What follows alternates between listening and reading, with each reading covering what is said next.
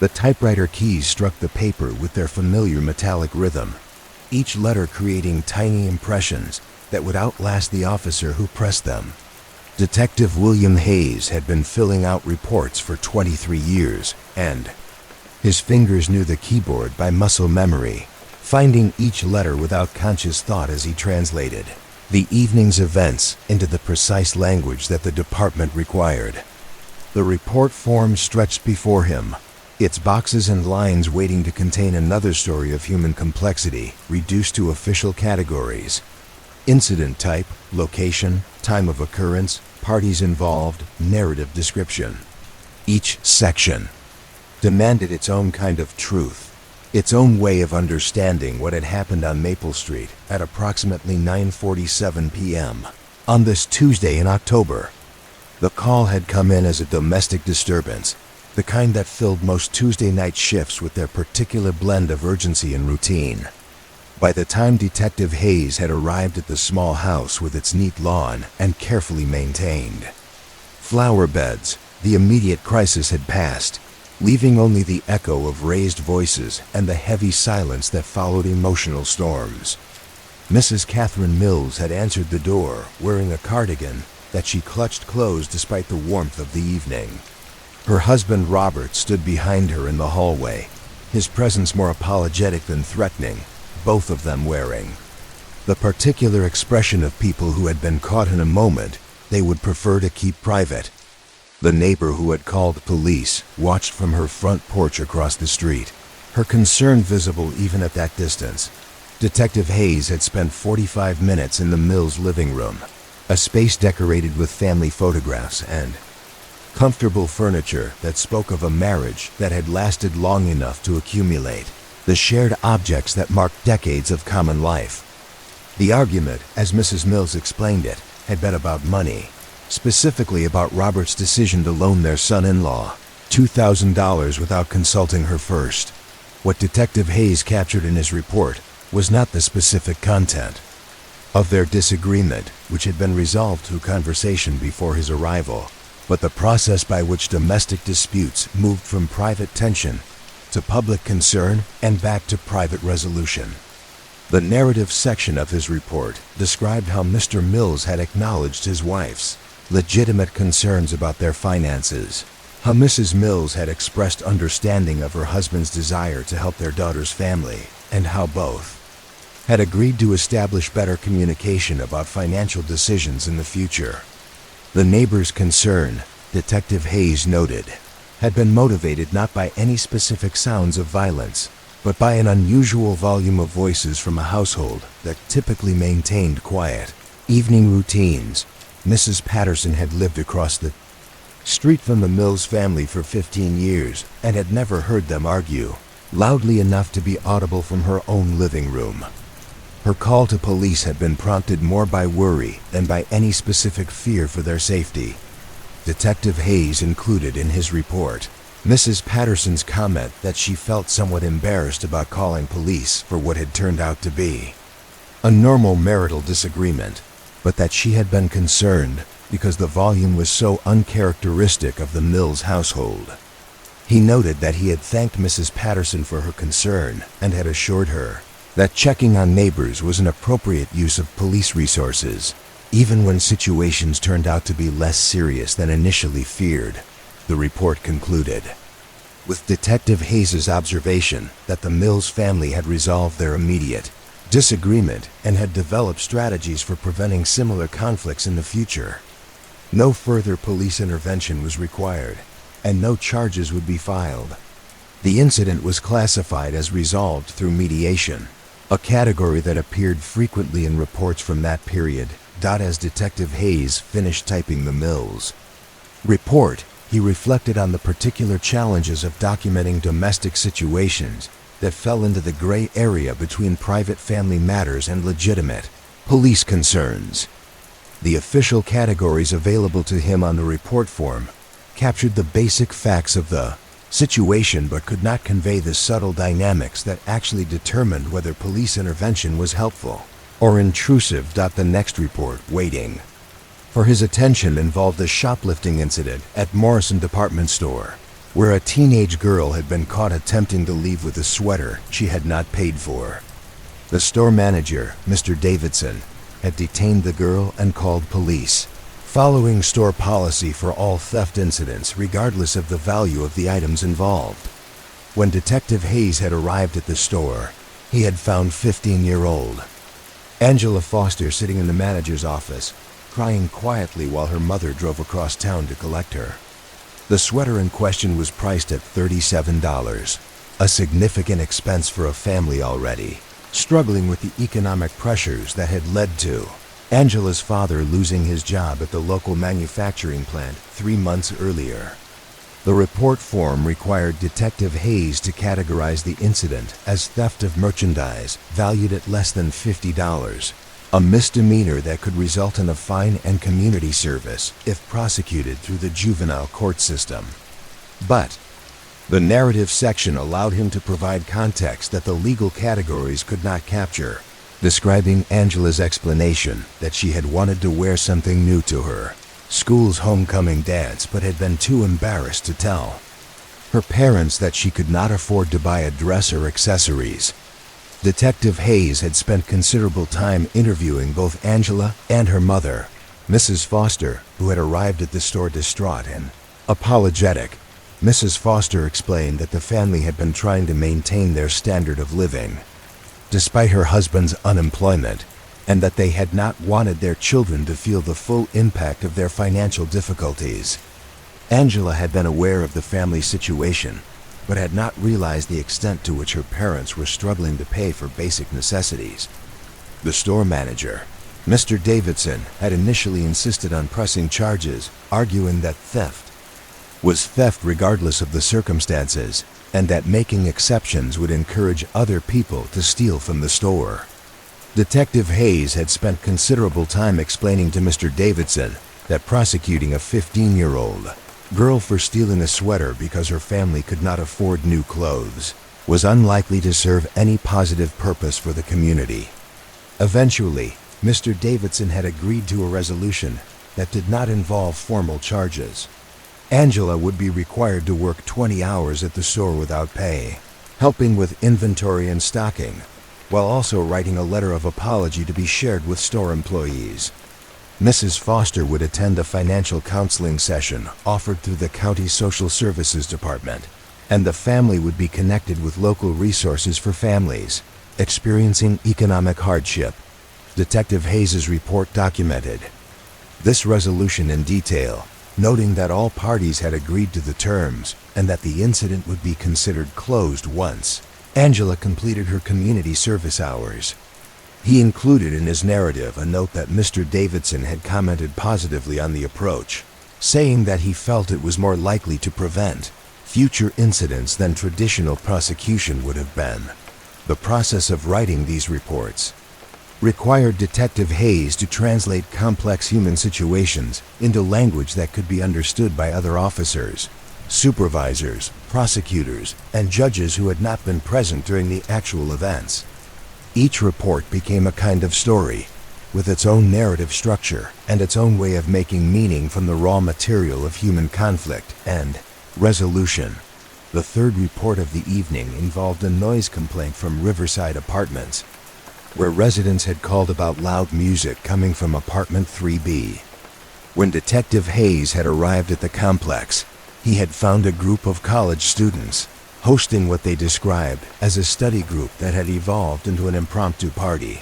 As more friends arrived throughout the evening, the students had been genuinely surprised to learn that their music was audible throughout the building, and had immediately turned down the volume when Detective Hayes explained the complaints from other residents. The incident had required no formal action beyond education about the building's quiet hours policy and consideration for neighbors who worked early morning shifts. Detective Hayes' report of the noise complaint filled only half a page, but it included details about the students' cooperative attitude and their agreement to host future gatherings in common areas of the apartment complex rather than in individual units. He noted that several of the complaining residents had expressed satisfaction with the students, response and had indicated that they appreciated the quick resolution of the problem. These routine incidents formed the bulk of police work during most shifts, Detective Hayes reflected as he organized his completed reports for filing. Each one required the same careful attention to detail, the same effort to understand the human dynamics that had created the situation, and the same search for resolutions that would serve the interests of everyone involved. The report forms themselves had evolved over the years, Detective Hayes remembered, becoming more standardized and comprehensive as the department had grown and as legal requirements had become more complex. The current forms included sections for witness statements, evidence documentation, and follow-up actions that had not been part of the simpler reports he had filled out as a young officer, but the essential challenge remained the same: how to capture in official language the subtle interactions and complex motivations that characterized most police encounters with the public. The categories and checkboxes on the forms could document the basic facts of each incident, but the narrative sections were where officers could provide the context that made those facts meaningful. Detective Hayes pulled a new report form from his desk drawer and inserted it into his typewriter, preparing to document a motor vehicle accident that had occurred earlier in the evening at the intersection of Oak Street and First Avenue. The accident had involved two vehicles and had resulted in minor property damage but no injuries. A routine traffic incident that nonetheless required careful documentation for insurance purposes and potential legal proceedings. The first vehicle had been driven by Marcus Thompson, a local teacher returning home from a parent-teacher conference at the elementary school where he worked. Mr. Thompson had been proceeding through the intersection when the second vehicle, driven by elderly Mrs. Grace Peterson, had failed to come to a complete stop at the stop sign and had struck Mr. Thompson's car in the rear quarter panel. Detective Hayes had arrived at the scene to find both drivers standing beside their vehicles, examining the damage and exchanging insurance information. Mrs. Peterson had been clearly upset about the accident, repeatedly apologizing to Mr. Thompson and expressing concern about how the incident would affect her insurance rates. Mr. Thompson had been understanding and patient, reassuring Mrs. Peterson that accidents happened and that the important thing was that neither of them had been injured. The investigation of the accident had been straightforward, with skid marks and vehicle positions clearly indicating that Mrs. Peterson had failed to stop completely at the stop sign. Both drivers had provided consistent accounts of what had happened, and there had been no dispute about the basic facts of the incident. Mrs. Peterson had acknowledged that she had been distracted by trying to find an address and had not been paying full attention to the stop sign. Detective Hayes' report included detailed measurements of the vehicle's final positions, photographs of the damage to both cars, and diagrams showing the path each vehicle had taken through the intersection. He noted that Mrs. Peterson would be cited for failure to obey a traffic control device, a minor violation that would result in a small fine and would be reported to her insurance company. More importantly, Detective Hayes included in his narrative section Mrs. Peterson's concern about her ability to continue driving safely. At 79 years old, she had begun to worry that her reflexes and attention were not as sharp as they once had been, and the accident had intensified these concerns.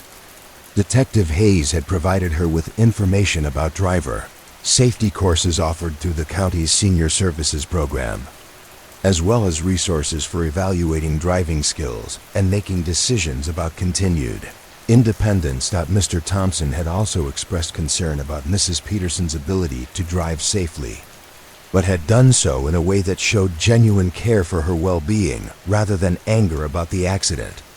Detective Hayes noted in his report that Mr. Thompson had offered to help Mrs. Peterson contact her adult children to discuss the incident and had provided his phone number in case she needed assistance dealing with insurance companies or repair shops.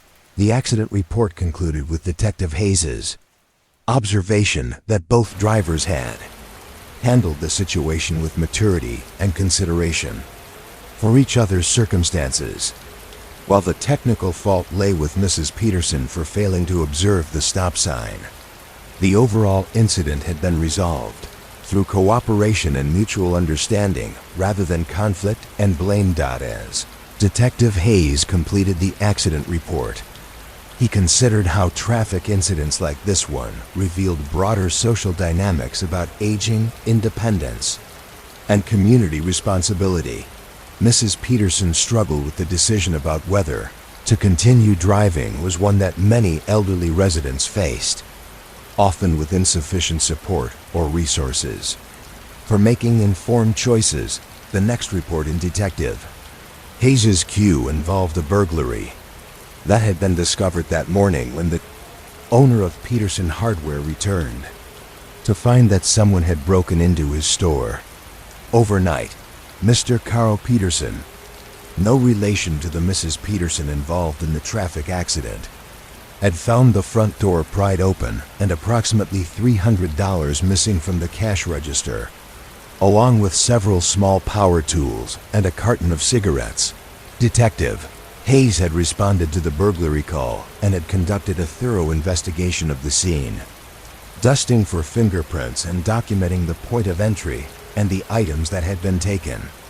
The investigation had revealed that the burglar had used a crowbar or similar tool to force open the front door, had gone directly to the cash register and the display case containing expensive tools, and had apparently been familiar enough with the store's layout to work efficiently in the dark.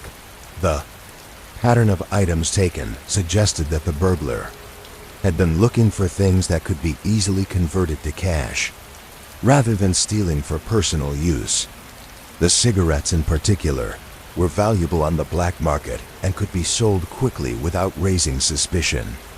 The power tools were compact and expensive, making them attractive targets for someone who needed money quickly.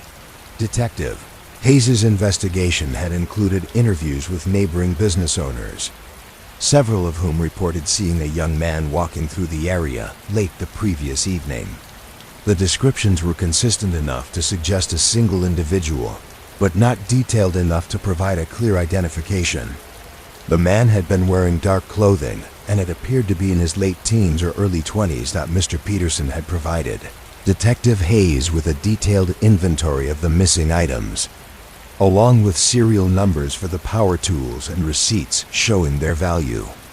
The total loss was estimated at approximately $800, making the incident a felony burglary that would be investigated by the department's detective division.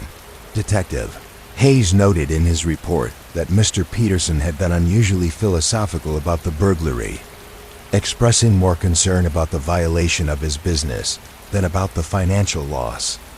Peterson Hardware had been in the family for 40 years, and Mr. Peterson had never experienced a break-in before.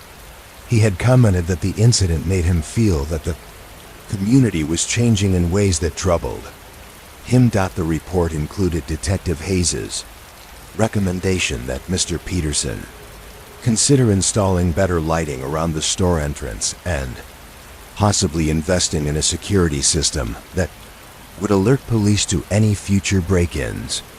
He had also suggested that Mr. Peterson coordinate with other business owners in the area to establish a neighborhood watch program for the commercial district. As Detective Hayes typed the burglary report, he reflected on how property crimes like this one affected small business owners who formed the economic backbone of the community. The financial loss from the burglary was significant for a small family business, but the psychological impact of having one's workplace violated was often even more damaging. The stack of report forms on Detective Hayes' desk represented only a portion of the incidents that had occurred during his shift, but each one required the same careful attention to detail and the same effort to understand the broader context in which individual crimes and conflicts occurred. The reports would be filed and would become part of the permanent record of the community's ongoing struggle to maintain order and justice. Detective Hayes pulled another blank form from his drawer and began typing a report about a vandalism incident at Washington Elementary School, where someone had spray-painted graffiti on the gymnasium wall during the weekend. The graffiti consisted primarily of crude drawings and profanity, the kind of mindless destruction that seemed to serve no purpose beyond the desire to damage public property. Principal Jennifer Martinez had discovered the vandalism when she arrived at school Monday morning and had immediately called police to report the incident. The graffiti covered approximately 20 square feet of wall surface and would require professional cleaning or repainting to remove completely. The estimated cost of repair was $300, making the incident a misdemeanor vandalism charge. Detective Hayes had examined the graffiti carefully, looking for any clues about the identity of the person or persons responsible. The style of the drawings and the content of the messages suggested that the vandalism had been committed by teenagers, probably students at the school itself. Several of the messages referenced teachers and school events in ways that indicated familiarity with the daily life of the institution. The investigation had included interviews with the school's custodial staff, who had been on campus during the weekend for routine maintenance work. The custodians reported that they had not seen anyone on the school grounds who should not have been there, but acknowledged that it would be easy for someone to access the gymnasium area without being noticed. Especially during evening hours, Principal Martinez had expressed frustration about the vandalism, noting that it was the third incident of property damage at the school during the current academic year. She had requested that Detective Hayes provide extra patrols around the school during evening and weekend hours, when the building was most vulnerable to this kind of damage. Detective Hayes included in his report a recommendation that the school consider installing motion-activated lighting around the gymnasium and other areas that had been targeted for vandalism. He also suggested that Principal Martinez work with teachers to address the issue of school pride and respect for public property. As part of the regular curriculum, the vandalism report concluded with Detective Hayes' observation that this type of property damage often reflected broader issues of youth engagement and community connection. While the immediate perpetrators needed to be identified and held accountable, the underlying problem might require more comprehensive approaches that address the social conditions that led young people to express themselves through destructive behavior. Each report that Detective Hayes completed added another layer to the department's understanding of crime patterns and community dynamics. The individual incidents might seem unrelated when considered separately, but together they formed a picture of the challenges and opportunities that characterize the community's ongoing evolution. The process of writing reports had become, for Detective Hayes, a form of meditation on the nature of human behavior and social order. Each incident required him to step back from his immediate emotional response and consider the broader context in which people made decisions that brought them into contact with law enforcement. The report forms themselves served as a kind of filter, forcing officers to organize their observations and conclusions in ways that could be understood and acted upon by others. The standardized format ensured that important information would not be overlooked, while the narrative sections allowed for the kind of detailed analysis that made each report a small contribution to the larger body of knowledge about crime and community. Detective Hayes looked at the clock on his desk and realized that his shift was nearly over, but he still had 3 more reports to complete before he could file his paperwork and head home. The next report involved a fraud complaint filed by an elderly woman who believed she had been cheated by a door-to-door salesman who had charged her $500 for what he claimed was a chimney cleaning. SERVICE Mrs. Dorothy Anderson had called police after her son had visited and discovered that no actual work had been performed. on her chimney, despite the receipt she had been given by the salesman. The receipt appeared to be genuine, but when Mrs. Anderson's son had called the phone number printed on it, he had found that it was disconnected. Detective Hayes had interviewed Mrs. Anderson in her home, a neat and comfortable house where she had lived for 37 years since her husband's death. Mrs. Anderson was 82 years old and lived independently, managing her own finances and household maintenance with the occasional assistance of her adult children who lived in other states. The salesman, according to Mrs. Anderson's description, had been a well-dressed man in his 40s who had knocked on her door claiming to represent a local chimney service company. He had told her that he was working in the neighborhood and had noticed that her chimney appeared to need cleaning, offering to perform the service that day for a special reduced price. Mrs. Anderson had been initially skeptical, but the man had shown her what appeared to be official business cards and a clipboard with other customers' names and addresses. He had been polite and professional and had offered to show her identification and references from other customers in the neighborhood. When she had asked to call his company to verify his employment, he had provided a phone number that had connected her to what sounded like a legitimate business office. The fraud had been sophisticated enough to overcome Mrs. Anderson's natural caution about dealing with door-to-door salespeople. The salesman had actually climbed onto her roof and had spent several hours working around the chimney, given every appearance of performing legitimate service.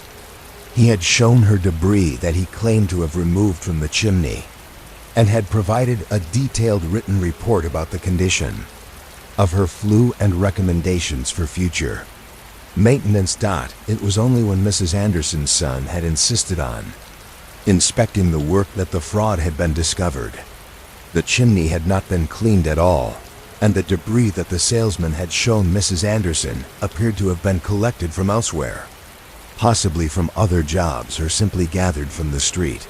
Detective Hayes' investigation had revealed that similar frauds had been reported in neighboring communities, suggesting that the salesman was working a regular circuit and targeting elderly homeowners who might be more trusting of someone who presented himself professionally.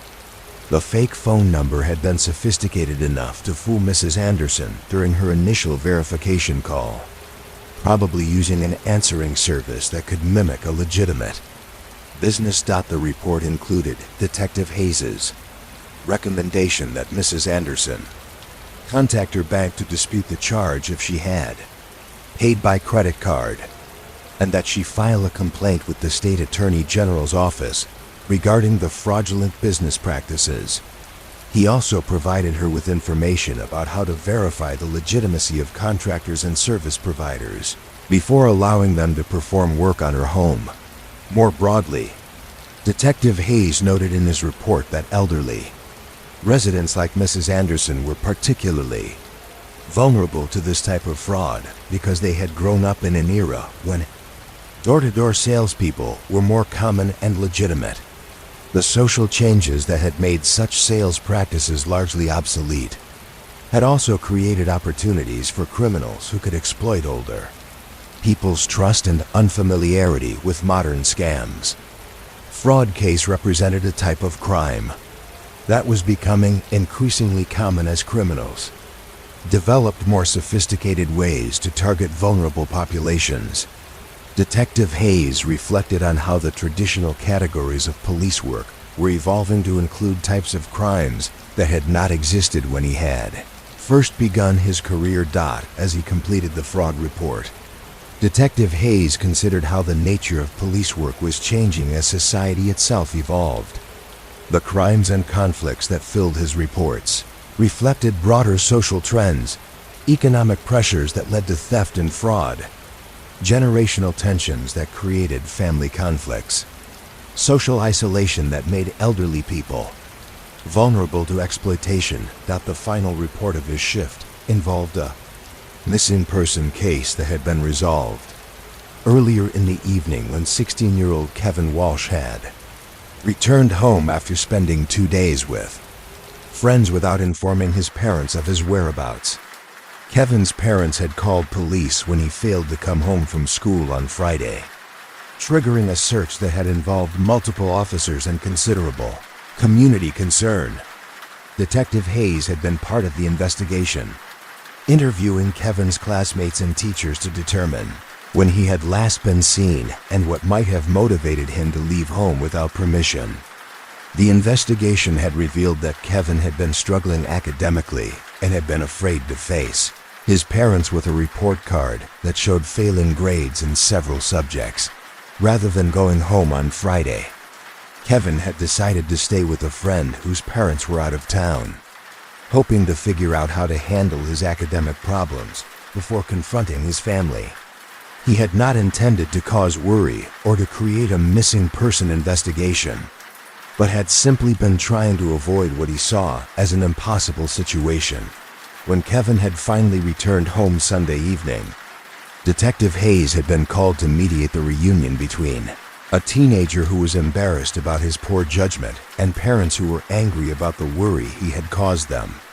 The conversation had been emotional but ultimately productive, with Kevin agreeing to accept tutoring help and his parents agreeing to focus on supporting his academic improvement rather than punishing him for his temporary disappearance.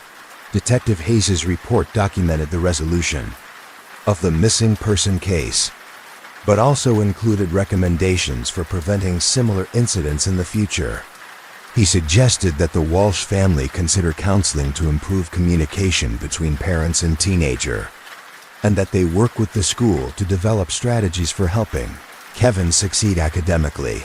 The missing person case concluded Detective Hayes' shift, and he gathered his completed reports for filing in the department's record system. Each report would become part of the permanent documentation of the community's ongoing relationship with crime and conflict, contributing to the vast archive of human experience that law enforcement accumulated through its daily work. As Detective Hayes prepared to leave the station, he reflected on the particular satisfaction that came from transforming the chaos and confusion of human conflict into the ordered language of official reports. Each incident he had documented represented a small victory of understanding over confusion, of resolution over conflict, of community order over individual impulse. The reports would be read by supervisors, prosecutors, and judges, but they would also serve as a resource for future officers who encountered similar situations.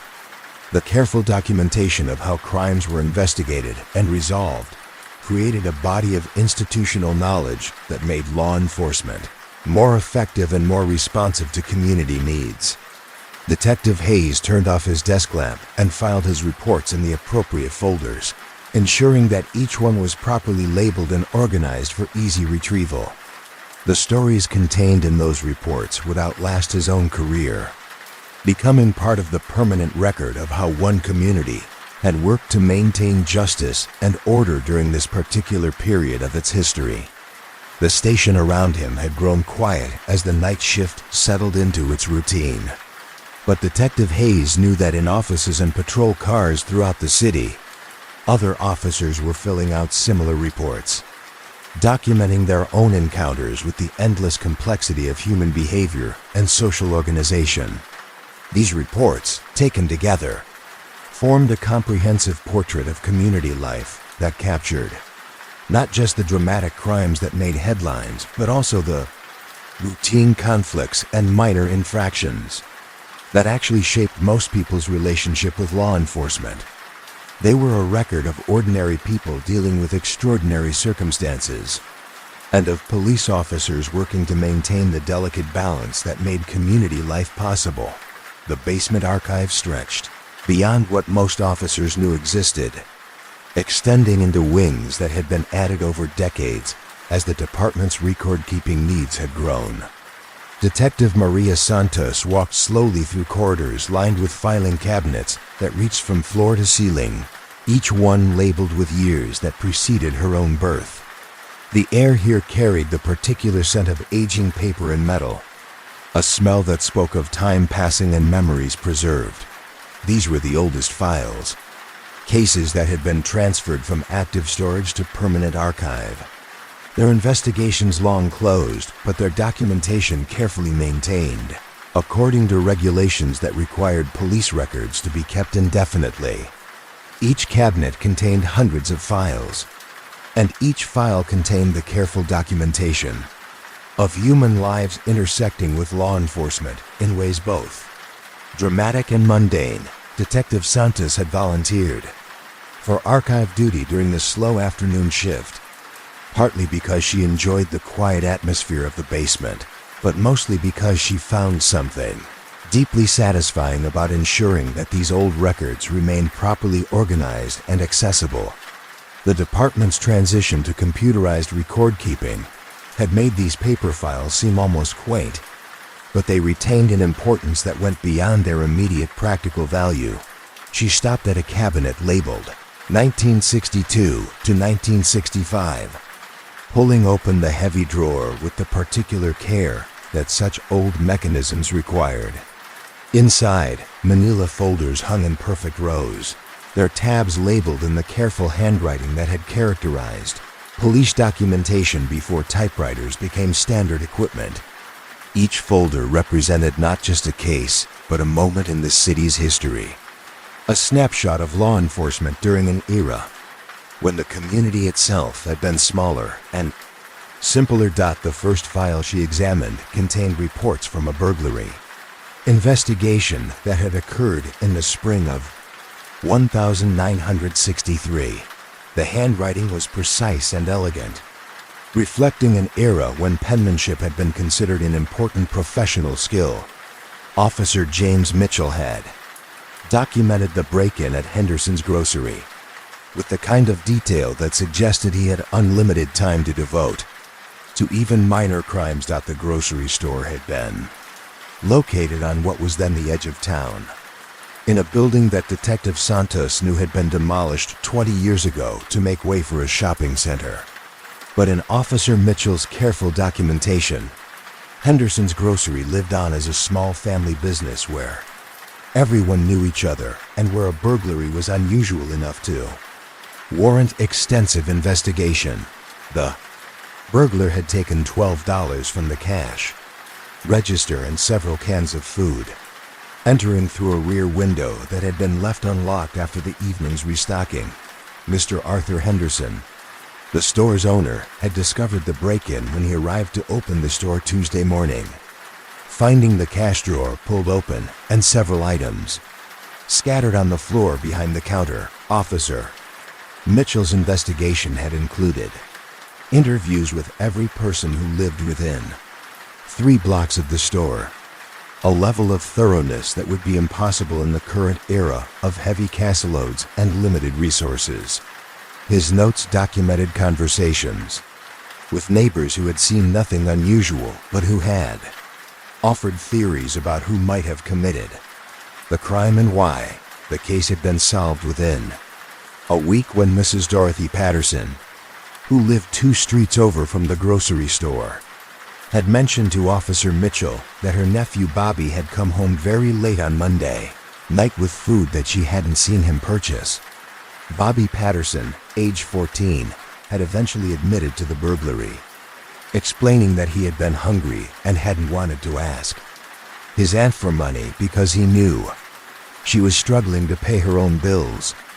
Resolution of the case had been handled with what Officer Mitchell described as community consideration. Bobby Patterson had been required to work at Henderson's grocery for 2 weeks without pay, helping with stocking and cleaning while also learning about the impact that theft had on small business owners. Mr. Henderson had agreed to this arrangement partly because he needed extra help during his busy season and partly because he believed that Bobby was fundamentally a good kid who had made a poor decision.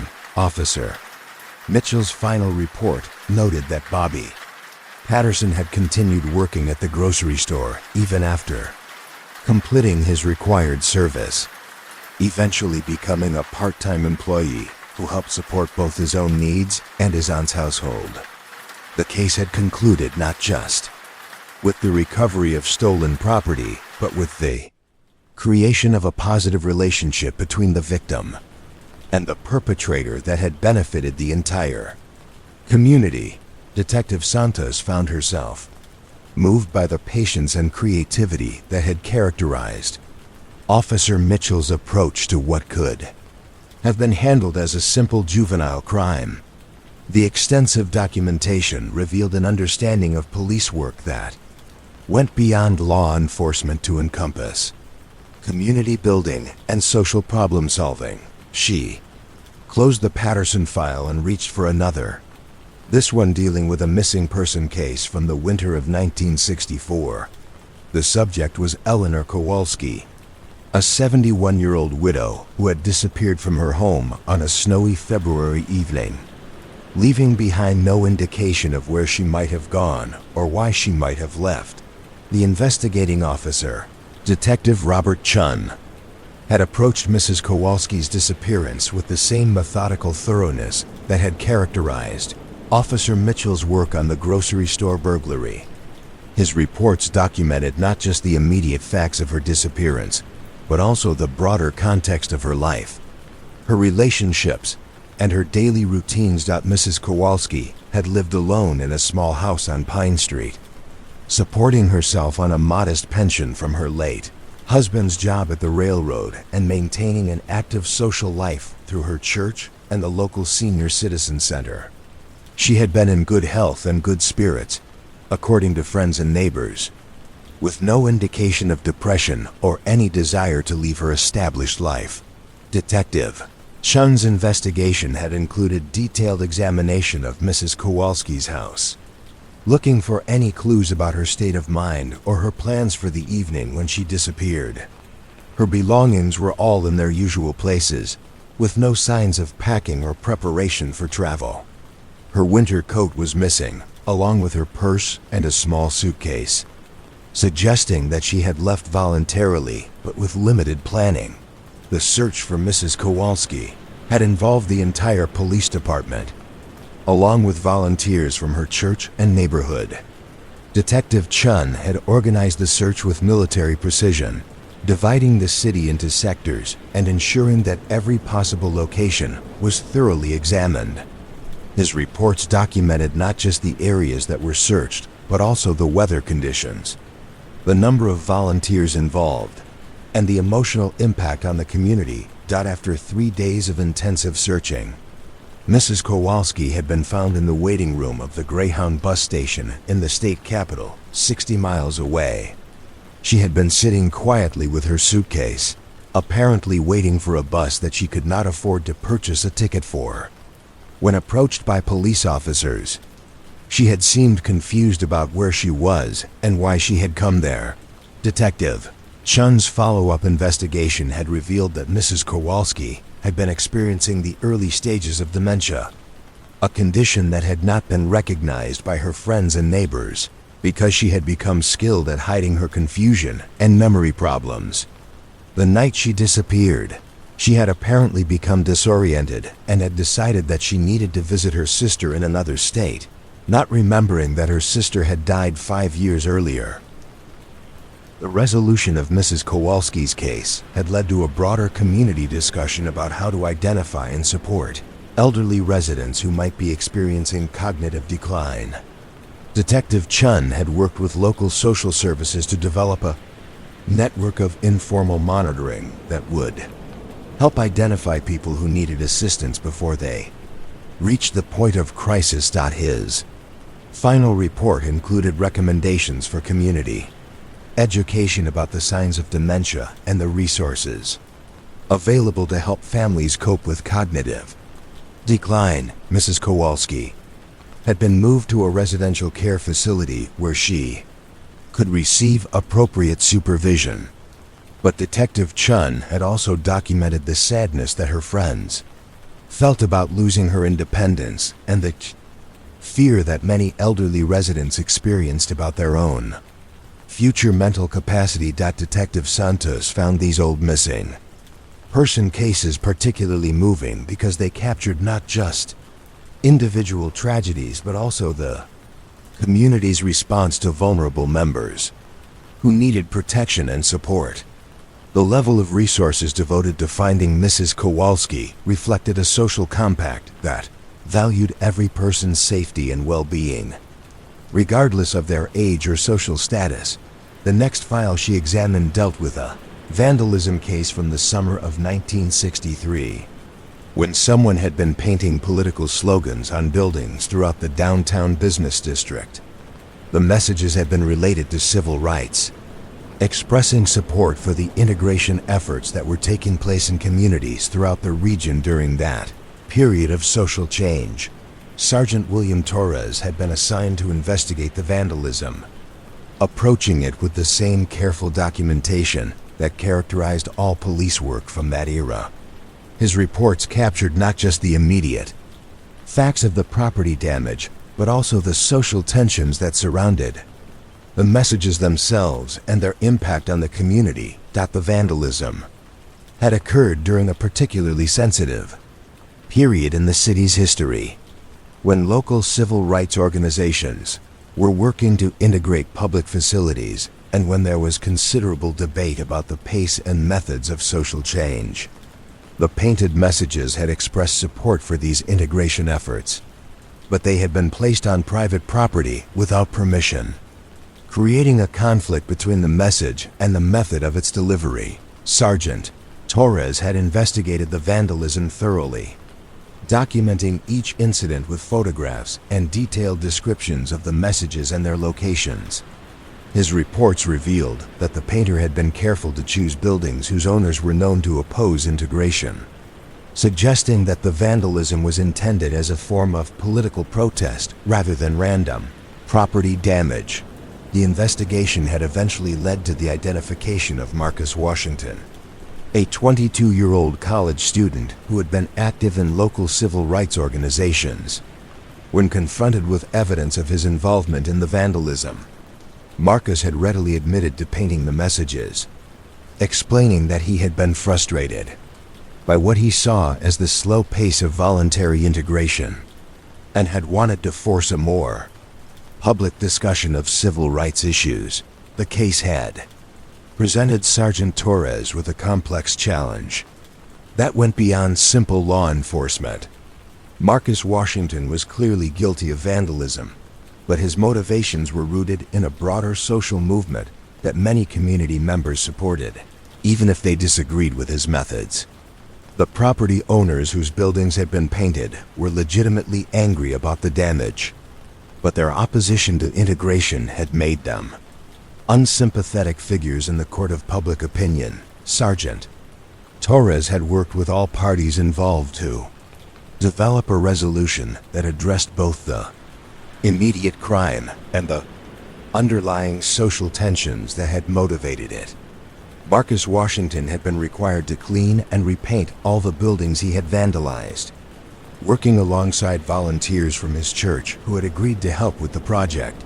More significantly, the resolution had included the establishment of a series of community forums where residents could discuss civil rights issues in a structured environment that encouraged dialogue rather than confrontation. These forums had been held in the basement of the public library, with Sergeant Torres serving as a neutral moderator who ensured that all viewpoints could be expressed respectfully. The vandalism case had concluded not just with the restoration of damaged property, but with the creation of an ongoing process for community dialogue about social change. Sergeant Torres's final report noted that several local businesses had voluntarily integrated their hiring practices following the community forums, suggesting that the vandalism had ultimately contributed to the social progress that Marcus Washington had been trying to advance. Detective Santos found these civil rights era cases particularly fascinating because they captured a moment when law enforcement had been forced to navigate rapidly changing social norms and community expectations. Officers like Sergeant Torres had needed to balance their responsibility for maintaining order with their role in facilitating social progress and protecting the rights of all community members. She pulled another file from a different section of the cabinet. This one dealing with a fraud case from 1965 that had involved a traveling salesman who had been selling fake insurance policies to elderly residents throughout the rural areas surrounding the city.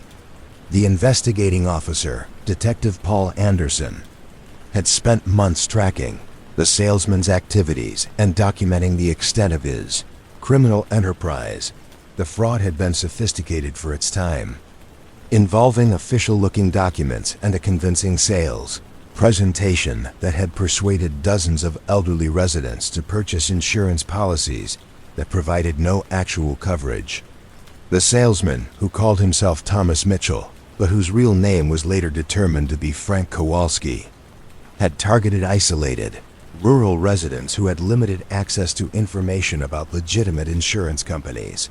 Detective Anderson's investigation had required extensive travel throughout the county, as he interviewed each victim and documented the specific details of how they had been deceived.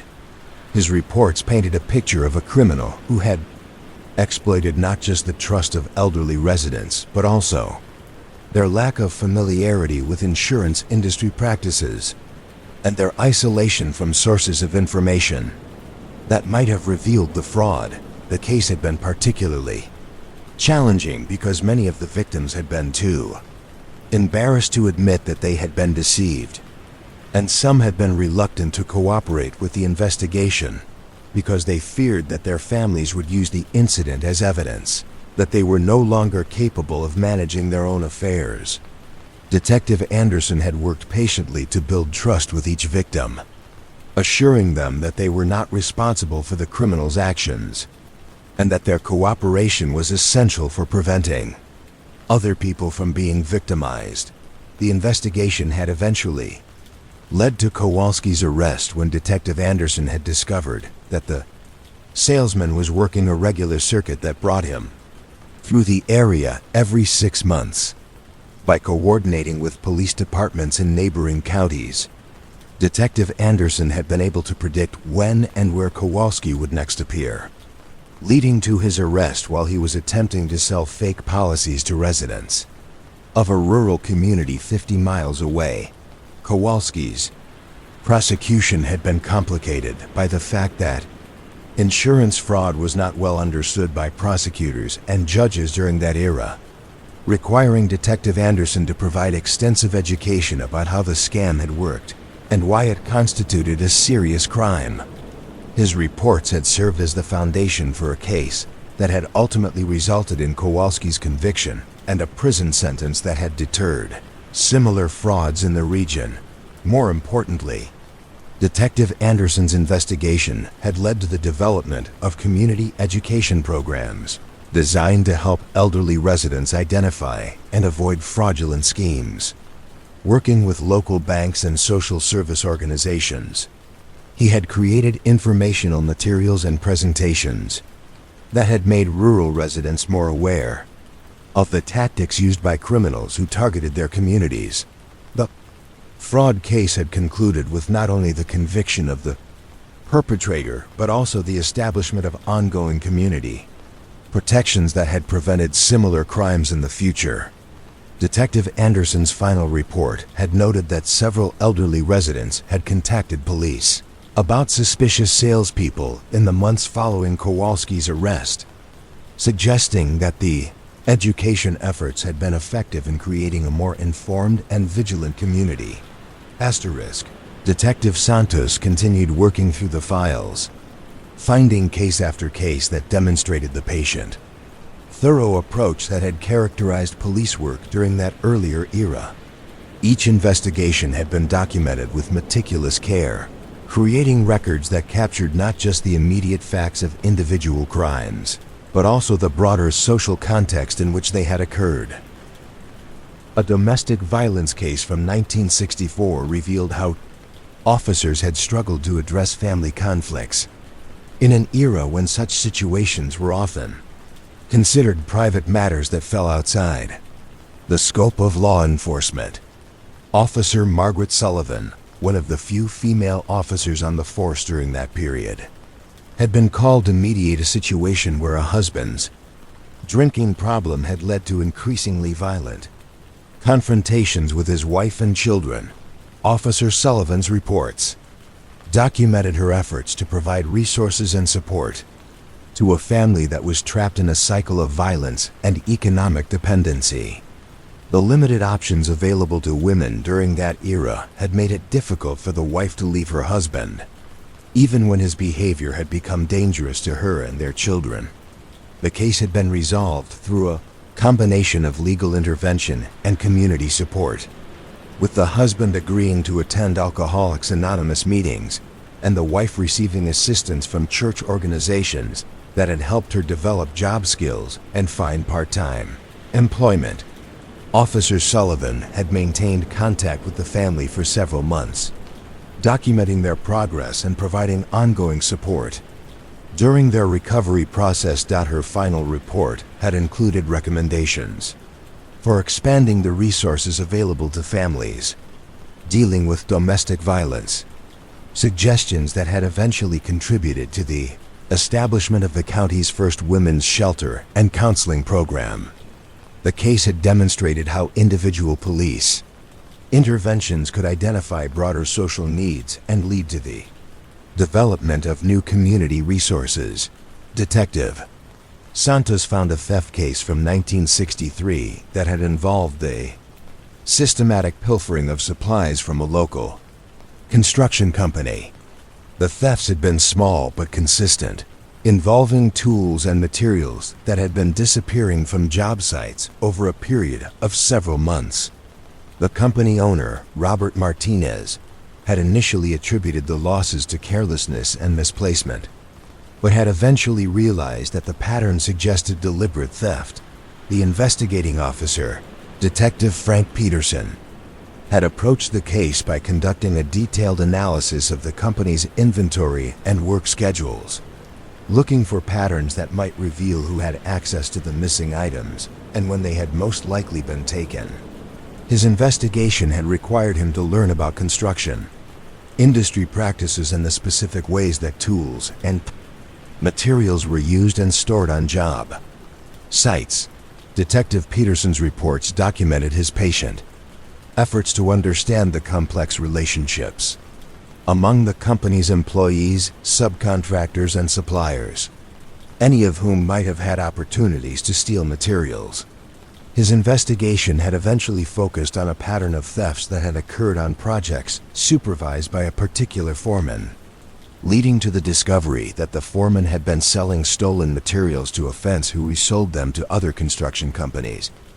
The case had been complicated by the fact that the foreman, James Wilson, had been a trusted employee with 15 years of experience with the company. His theft had been motivated not by immediate financial need, but by gambling debts that had grown beyond his ability to pay through legitimate means. Detective Peterson's investigation had revealed that Wilson's gambling problem had been known to some of his co-workers, but that no one had connected it to the missing tools and materials. The resolution of the case had involved not just Wilson's prosecution, but also the implementation of new inventory control procedures that had made it more difficult for similar thefts to occur in the future. Robert Martinez had worked with Detective Peterson to develop security measures that protected company property without creating an atmosphere of distrust among honest employees. Wilson's sentencing had included restitution payments and mandatory counseling for his gambling addiction, reflecting an understanding that his crimes had been symptomatic of a deeper problem that needed to be addressed. Detective Peterson's final report had noted that Wilson had successfully completed his counseling program and had found employment with another company, suggesting that the intervention had been effective in addressing the underlying causes of his criminal behavior. These old files revealed a pattern of police work that had emphasized understanding and addressing the root causes of criminal behavior, rather than simply processing arrests and moving on to the next case. Officers from that era had apparently had the time and mandate to investigate not just what had happened, but why it had happened and how similar incidents could be prevented in the future. Detective Santos pulled a file dealing with a series of car thefts that had occurred during the summer of 1964, when several teenagers had been taking cars for joyrides and abandoning them in various locations around the city. The investigating officer, Sergeant David Kim, had approached the case by analyzing the pattern of thefts and recoveries, looking for clues about the thieves, methods, and motivations. The stolen cars had all been older models with simple ignition systems that could be started without keys by anyone with basic mechanical knowledge. They had been taken from public parking areas during evening hours and had typically been found abandoned within 24 hours, usually with minimal damage beyond what was necessary to start them without keys. Sergeant Kim's investigation had revealed that the thefts were being committed by a group of high school students who had been stealing cars not for profit but for entertainment, using the vehicles for late-night driving adventures before abandoning them when they ran low on gasoline or when the thieves became nervous about being caught. The case had been solved when Sergeant Kim had established surveillance at locations where stolen cars had previously been abandoned, reasoning that the thieves might return to areas where they had successfully disposed of vehicles in the past. His patience had been rewarded when he had observed 3 teenagers abandoning a stolen car in a parking lot behind an abandoned factory, leading to arrests that had solved the entire series of thefts. The prosecution of the car theft case had been handled with consideration for the fact that the perpetrators were juveniles who had committed crimes of poor judgment rather than malicious intent. All 3 teenagers had been required to make restitution for any damage to the stolen vehicles and to perform community service with local auto repair shops, where they had learned legitimate skills while also gaining appreciation for the value of other people's property. Sergeant Kim's final report had noted that 2 of the 3 teenagers had continued working at auto repair shops after completing their community service, with one eventually opening his own business several years later. The case had demonstrated how creative sentencing could transform criminal behavior into positive community outcomes. Archive continued to yield fascinating cases that illustrated the evolution of both criminal behavior and law enforcement responses over time. Detective Santos found a file dealing with a check forgery case from 1965 that had involved a sophisticated scheme to cash fraudulent checks at businesses throughout the region. The perpetrator, identified as William Chun, had been creating fake checks using stolen bank routing numbers and fictitious account information, then cashing them at small businesses that lacked the technology to verify the check's legitimacy quickly. The scheme had been successful for several months before patterns in the fraudulent checks had been identified by bank investigators working with police. Detective Larry Thompson, who had been assigned to the forgery case, had worked closely with bank security personnel to understand the technical aspects of check fraud and the methods used to detect it. His investigation had required him to learn about banking procedures and document authentication, knowledge that had been unusual for police officers during that era. Asterisk. The case had been solved when Detective Thompson had identified a pattern in the times and locations where the fraudulent checks had been cashed, leading him to stake out businesses that fit the pattern during the hours when previous frauds had occurred. His surveillance had been successful in identifying Chun in the act of attempting to cash a fraudulent check, leading to an arrest that had solved dozens of similar crimes throughout the region. Chun's prosecution had been significant because it had established legal precedents for prosecuting check fraud in an era when such crimes were becoming more sophisticated and more common. Detective Thompson's thorough documentation of the technical aspects of the fraud had provided prosecutors with the evidence they needed to secure a conviction and a sentence that had deterred similar crimes in the area. Asterisk. The forgery case had also led to improved communication between banks and police departments, creating systems for sharing information about fraudulent checks and suspicious activities that had made the region less attractive to criminals who specialized in financial crimes. Detective Thompson's final report had included recommendations for ongoing cooperation between law enforcement and financial institutions that had been adopted by police departments throughout the state. As Detective Santos continued working through the archive, she began to notice how the cases from this earlier era had been characterized by a different relationship between police and community than what existed in the current day. Officers had apparently had more time to investigate individual cases thoroughly, more latitude to develop creative solutions to criminal behavior, and more support for addressing the underlying social conditions that contributed to crime.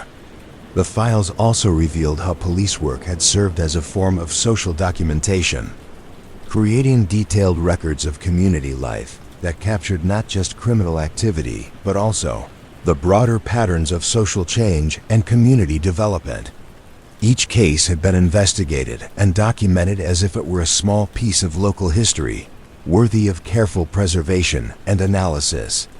Detective Santos closed the cabinet and moved to another section of the archive, where files from the late 1960s were stored. These cases reflected the social turbulence of that era, with increasing incidents related to civil rights protests, anti-war demonstrations, and generational conflicts that had challenged traditional approaches to law enforcement. The methodical documentation continued through this period of social change, with officers adapting their approaches to new types of conflicts while maintaining the same careful attention to detail and community context that had characterized earlier police work. The files from this era served as a comprehensive record of how law enforcement had evolved to meet the challenges of a rapidly changing society. As her shift in the archive drew to a close, Detective Santos reflected on the value of these old files as more than just historical curiosities. They represented a body of institutional knowledge about effective police work, documenting approaches and techniques that had been successful in building community trust and addressing the root causes of criminal behavior.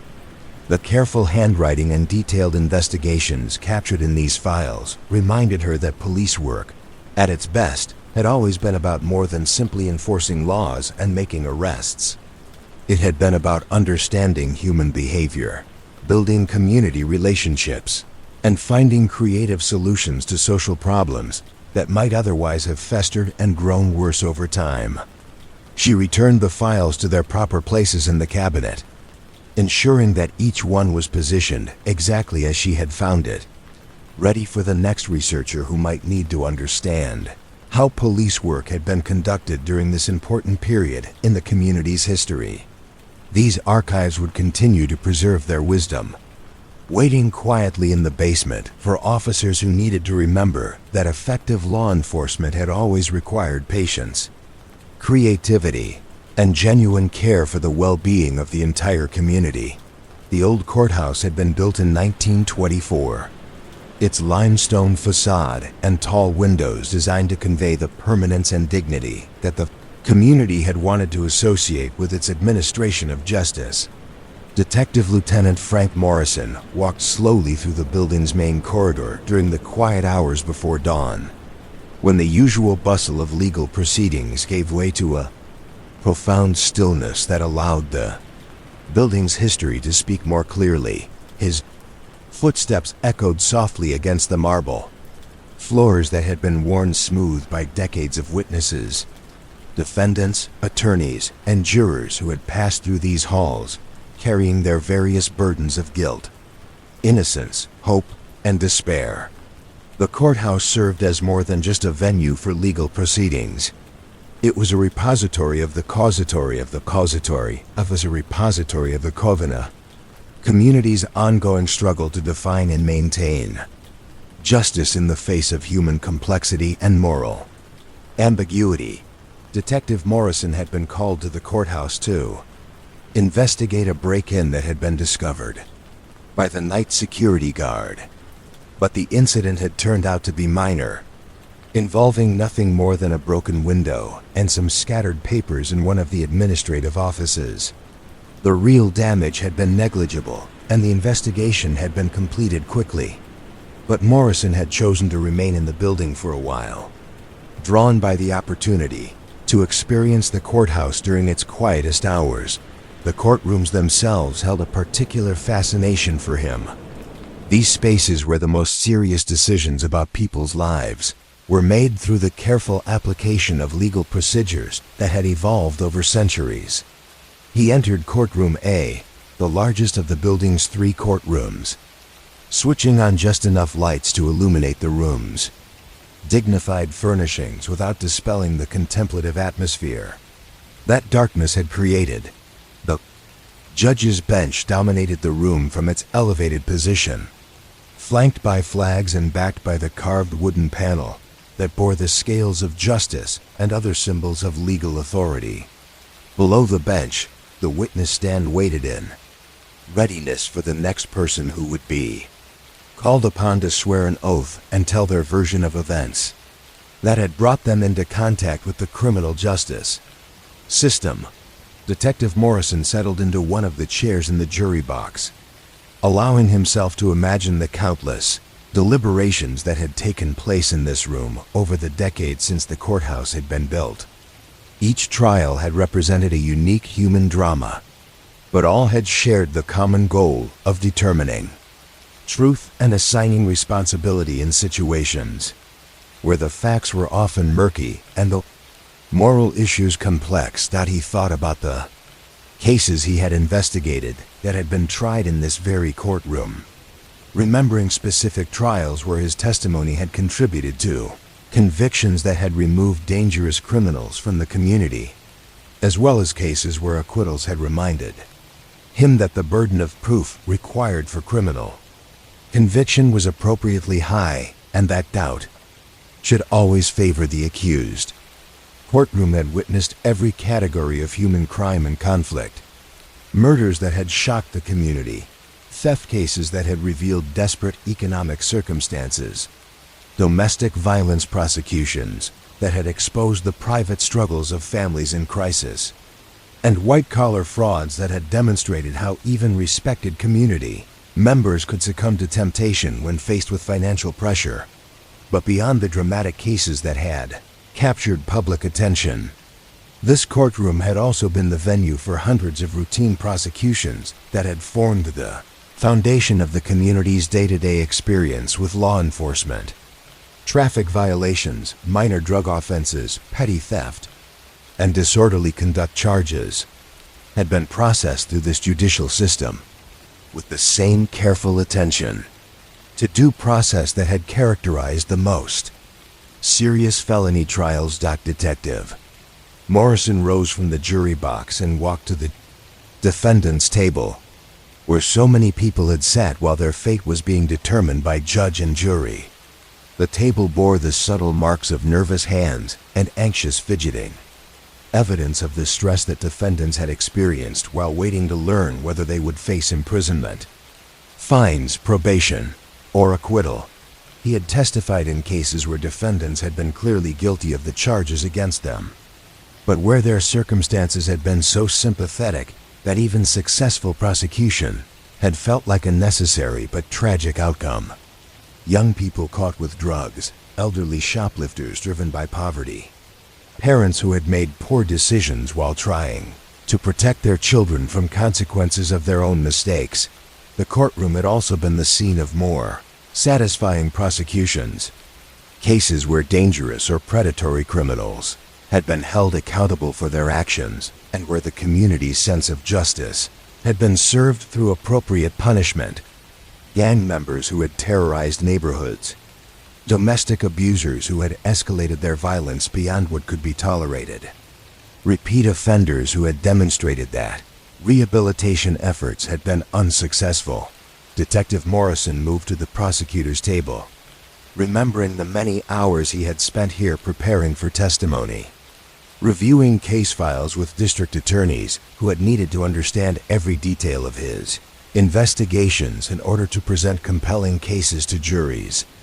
The relationship between police investigators and prosecutors had always required careful coordination, with each profession bringing different skills and perspectives to the shared goal of effective law enforcement.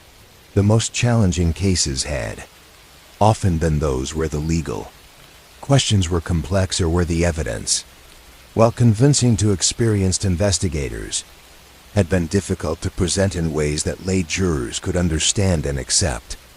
Technical evidence, financial crimes, and cases involving sophisticated criminal enterprises had required particularly careful preparation to ensure that justice could be achieved within the constraints of legal procedure. But Detective Morrison had also been involved in cases where the courtroom proceedings had revealed flaws in his own investigations, or where cross-examination by defense attorneys had exposed weaknesses in the evidence that had seemed strong. During the initial investigation, these experiences had been professionally humbling but ultimately valuable, teaching him to approach future investigations with greater skepticism and more rigorous attention to detail. He walked to the back of the courtroom, where family members and other interested parties typically sat during trials. These galleries had been filled with grieving relatives of murder victims, supporters of defendants who maintained their innocence, and curious community members who had wanted to observe the justice system in action. The emotional dynamics in these seating areas had often been as complex as the legal proceedings themselves, with victims' families seeking closure and accountability, while defendants' families struggled with shame, loyalty, and hope for mercy. Detective Morrison had observed how these human dramas had played out over the course of long trials, watching relationships strain and evolve under the pressure of public scrutiny and legal uncertainty. Some trials had brought communities together, particularly cases involving crimes that had threatened everyone's sense of safety and security. The prosecution of serial burglars, dangerous drug dealers, and violent criminals had often generated widespread public support for aggressive law enforcement and substantial sentences. Other cases had divided communities, especially those involving police misconduct, controversial searches and seizures, or prosecutions where the evidence had been strong, but the defendant had been sympathetic. These trials had forced the community to grapple with competing values of public safety, individual rights, and proportional punishment. Detective Morrison left the courtroom and walked down the corridor to the building's holding cells, where defendants had been kept during trial proceedings, when they had been unable to make bail or when they had been considered too dangerous to release pending trial. The cells were small and austere, designed to be secure rather than comfortable, but they had served an important function in ensuring that the judicial process could proceed without risk to public safety. He had escorted many defendants to these cells over the years, observing how different people had responded to the stress of criminal prosecution. Some had maintained their innocence with consistent dignity, while others had eventually broken down and confessed to crimes that had seemed impossible to prove through conventional investigation. Holding cells had also been the site of many conversations between defendants and their attorneys, discussions that had often determined whether cases would proceed to trial or be resolved through plea negotiations. Detective Morrison had sometimes overheard fragments of these conversations, gaining insight into the difficult decisions that defendants had faced when choosing between accepting certain punishment through guilty pleas or risking greater sentences by asserting their innocence at trial. The basement of the courthouse contained additional holding facilities for defendants who had been sentenced to short jail terms, typically 30 days or less for minor offenses. Detective Morrison descended the stairs to this area, finding the same kind of institutional quiet that had characterized the courtrooms and corridors above. These basement cells had housed hundreds of people over the years, mostly individuals who had been convicted of drunk driving, petty theft, minor drug violations, and other offenses that had warranted brief periods of incarceration. The cells were basic but clean, designed to serve their function without unnecessary harshness or comfort. Detective Morrison had occasionally visited people in these cells when their cases had required follow-up investigation, or when they had expressed willingness to provide information about other crimes in exchange for consideration in their own sentencing. These conversations had often revealed the complex circumstances that had led to criminal behavior, from addiction and mental illness to economic desperation and family dysfunction. The courthouse basement also contained the offices where probation officers had conducted pre-sentence investigations, interviewing defendants and their families to compile reports that had helped judges make informed decisions about appropriate sentences. These reports had provided crucial context about defendants' backgrounds, their likelihood of reoffending, and their potential for rehabilitation through various intervention programs. Detective Morrison had read many of these pre-sentence reports over the years, learning about the personal histories and social circumstances that had shaped the people he had arrested. The reports had often revealed information that had not been available during the initial investigation, providing a more complete picture of the human beings behind the key criminal charges. Some defendants had emerged from these investigations as fundamentally decent people who had made isolated poor decisions under extraordinary circumstances. Others had been revealed as individuals with long histories of antisocial behavior who had shown little capacity for change despite multiple opportunities for rehabilitation. The probation office had also been responsible for supervising defendants who had been sentenced to community service, electronic monitoring, or other alternatives to incarceration. Detective Morrison had worked with probation officers to monitor compliance with these alternative sentences, occasionally investigating violations that had required defendants to be returned to jail to serve their original sentences. Returning to the main floor of the courthouse, Detective Morrison entered the law library that had served attorneys, judges, and occasionally police officers who had needed to research legal questions related to their cases. The library contained thousands of volumes of legal precedents, statutes, and commentary that had formed the intellectual foundation for the judicial system's daily operations. Library had been particularly important during an era when legal research had required physical access to bound volumes rather than computer databases. Attorneys had spent countless hours in this room, researching case law and statutory interpretation that had supported their arguments in trials and appeals.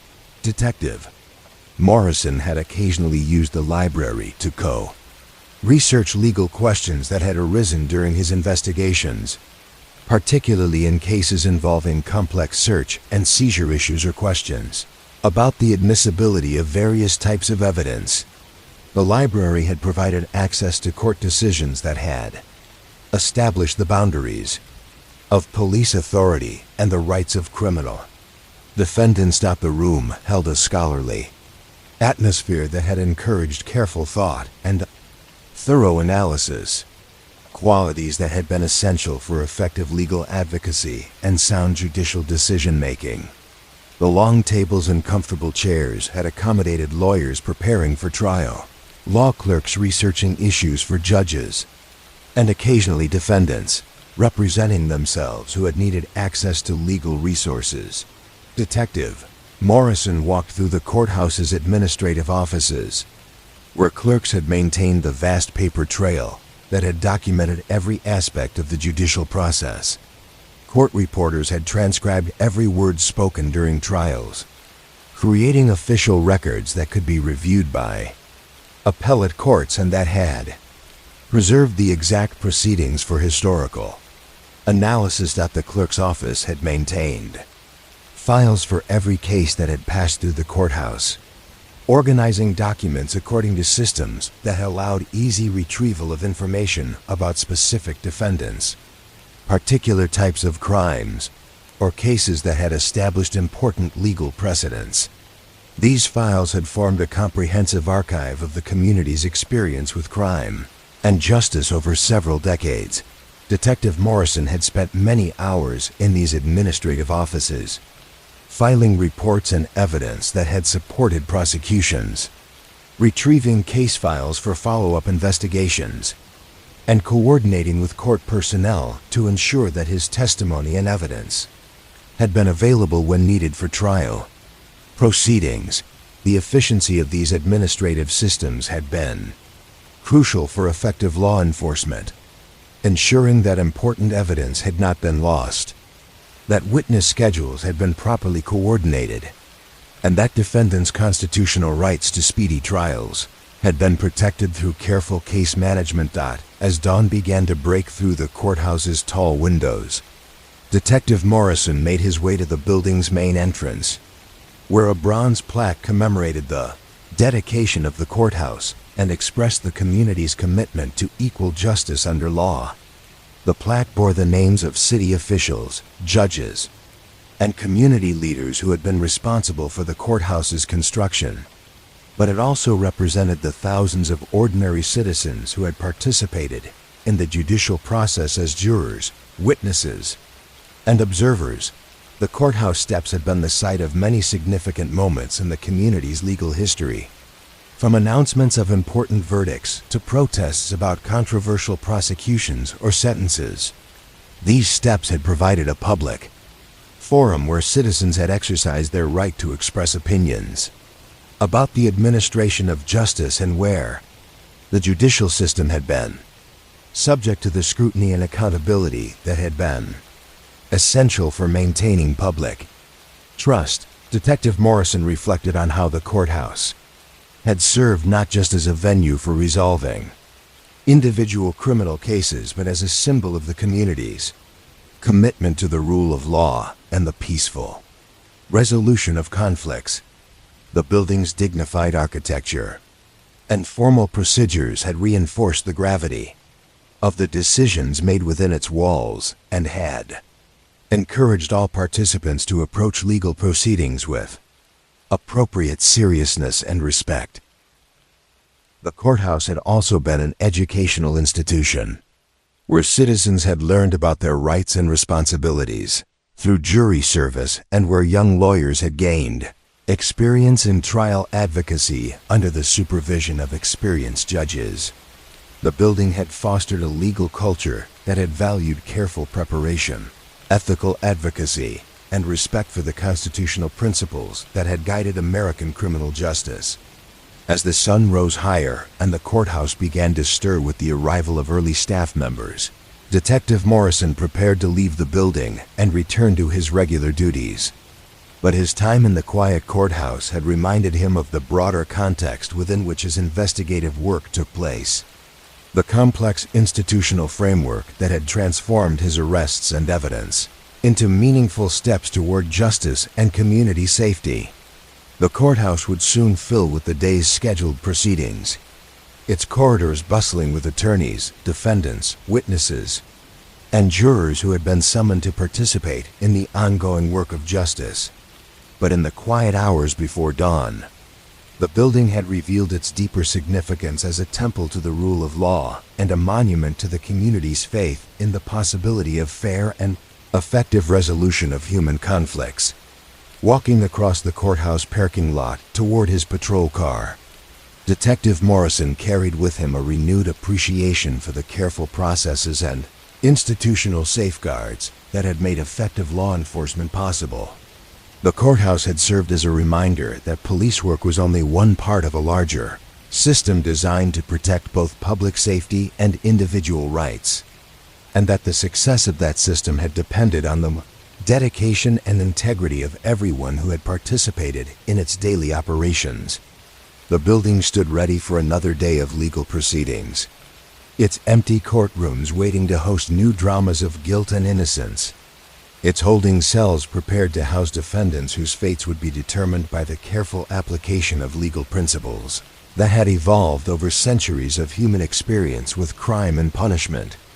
Detective Morrison drove through the awakening city, passing other institutional buildings that had played roles in the administration of justice, the police station where suspects had been interviewed and evidence had been processed, the jail where convicted defendants had served their sentences, and the social service offices where probation officers and counselors had worked to address the underlying causes of criminal behavior. Each of these buildings had contributed to a comprehensive approach to public safety that had recognized both the need to hold criminals accountable for their actions and the importance of addressing the social conditions that had contributed to crime in the first place. The courthouse had served as the center of this system, the place where individual cases had been resolved, and where the community's standards of justice had been applied to specific situations. The city's approach to criminal justice had evolved over the decades, influenced by changing social conditions, new understanding of criminal behavior, and ongoing debates about the most effective methods for preventing crime and rehabilitating offenders. But throughout these changes, the courthouse had remained a constant presence, adapting its procedures and policies while maintaining its core commitment to fair and impartial administration of justice. Detective Morrison reflected on the many defendants he had seen pass through the courthouse over his career, some of whom had been transformed by their encounters with the criminal justice system, and others who had continued to make poor choices, despite multiple opportunities for rehabilitation. The courthouse had served as a venue for both redemption and accountability, offering second chances to those who had demonstrated genuine remorse and commitment to change, while protecting the community from those who had shown themselves to be persistently dangerous. The building had also been a place of healing for crime victims and their families, providing a forum where they could see justice done and where their suffering could be acknowledged through formal legal proceedings. Many victims had found closure through the trial process, while others had discovered that legal resolution, while important, had been only one step in their longer journey toward recovery and peace.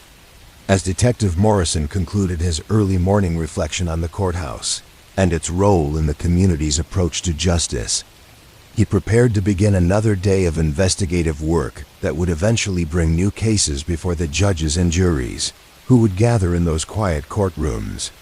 The cycle of crime, investigation, prosecution, and resolution would continue, sustained by the dedicated work of police officers, attorneys, judges, and citizens who had committed themselves to maintaining a just and safe community.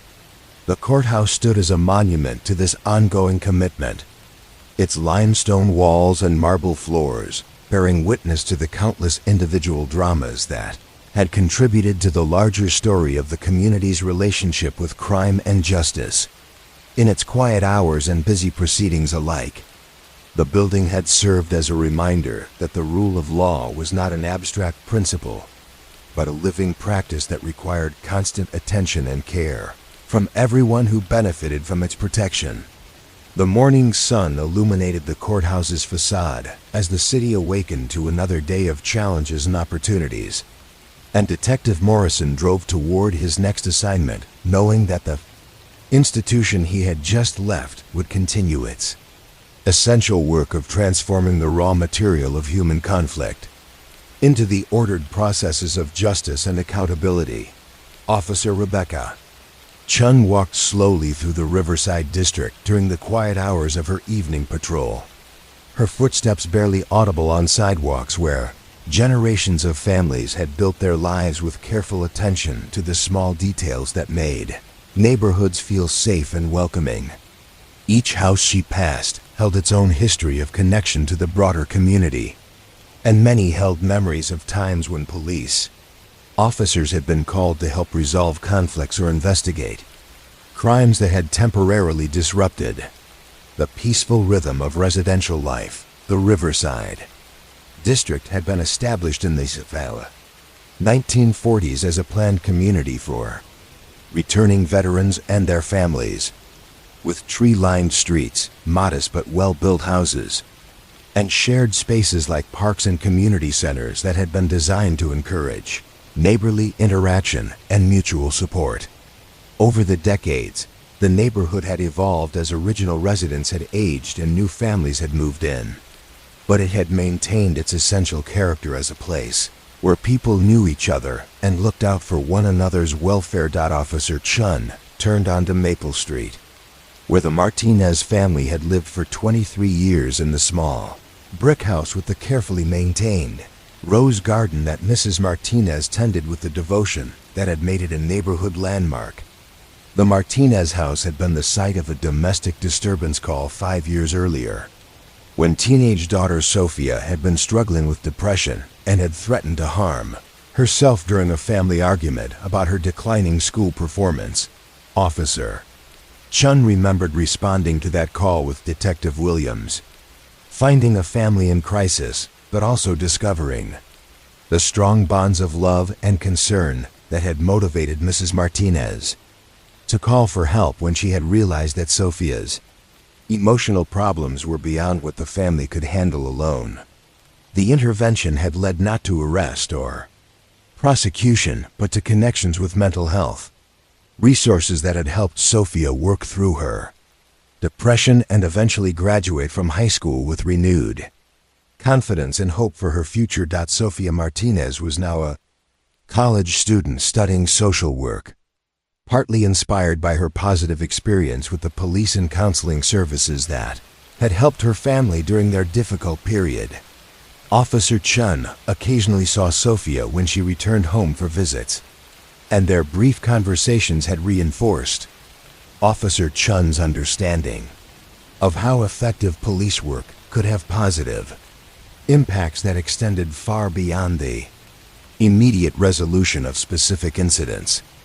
Martinez house now showed no signs of the crisis that had once brought police to its front door, but Officer Chun's knowledge of that earlier incident informed her ongoing awareness of the family's well-being and her appreciation for the progress that Sophia had made in rebuilding her life. The house stood as a reminder that families could overcome serious problems when they received appropriate support and intervention at crucial moments. Continuing down Maple Street, Officer Chun passed the small white house where the Thompson family had experienced a burglary 3 years earlier, when someone had broken in during the afternoon, while both parents had been at work and their 10-year-old son Jake had been at school. The burglar had taken jewelry, electronics, and cash, but more significantly had violated the family's sense of security in their own home.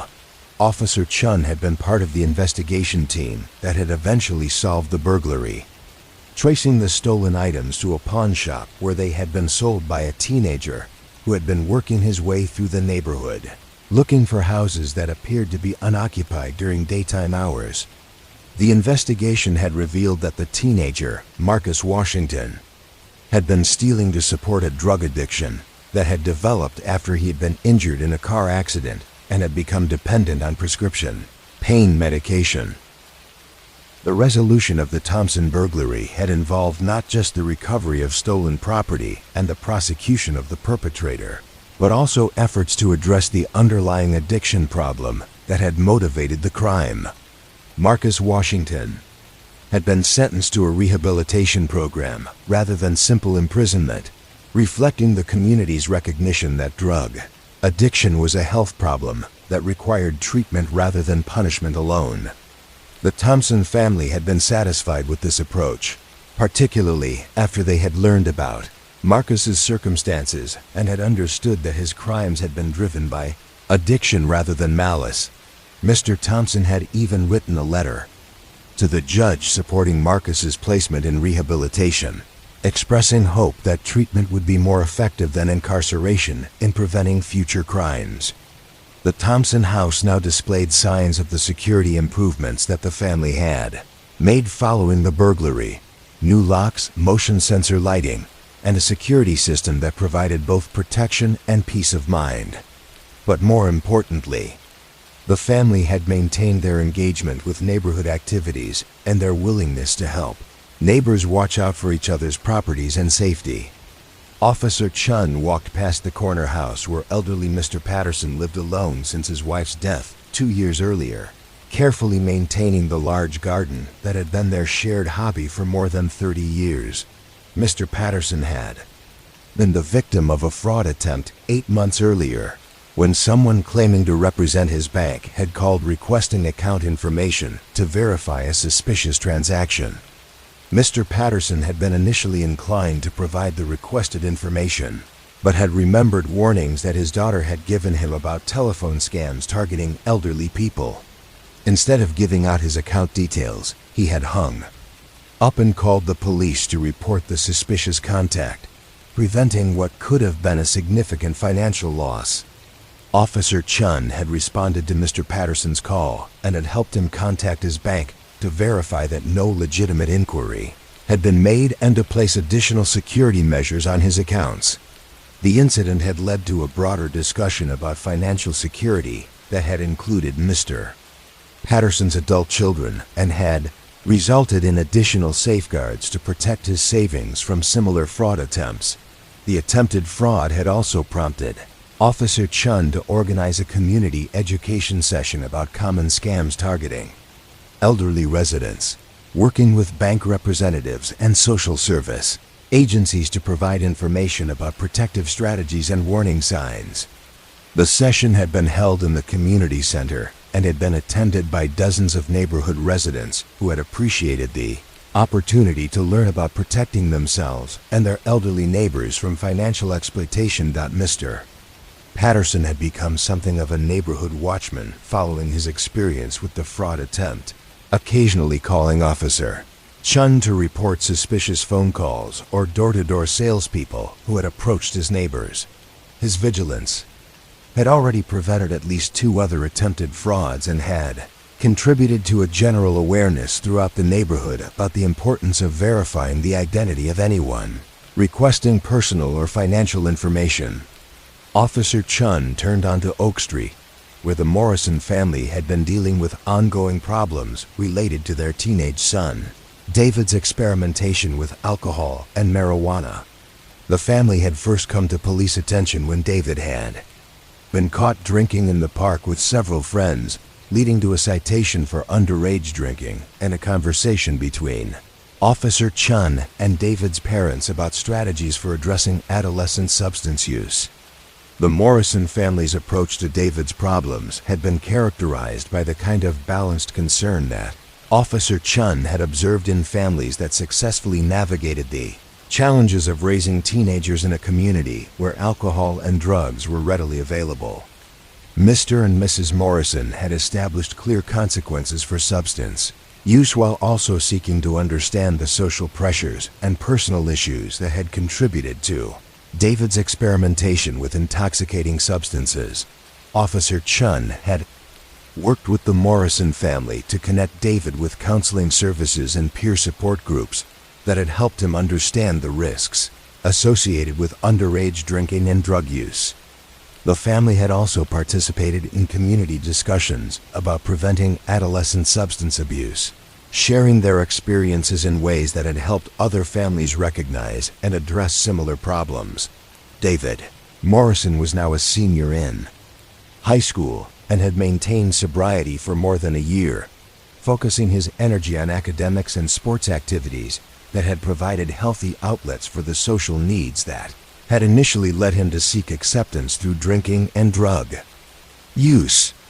His success had been supported not just by his family's intervention, but also by changes in his peer relationships and his involvement in community activities that had reinforced positive choices. The Morrison house reflected the stability that the family had achieved through their careful handling of David's substance use problems, with signs of normal teenage life like basketball equipment in the driveway and college brochures visible through the front windows. Officer Chen's ongoing relationship with the family had evolved from crisis intervention to friendly community connection, with occasional conversations that had confirmed David's continued progress and the family's satisfaction with the resources and support they had received. Officer Chun walked past the small apartment building where Mrs. Rodriguez lived with her 3 young children, supporting her family through work as a home health aide, while also attending community college classes in the evenings.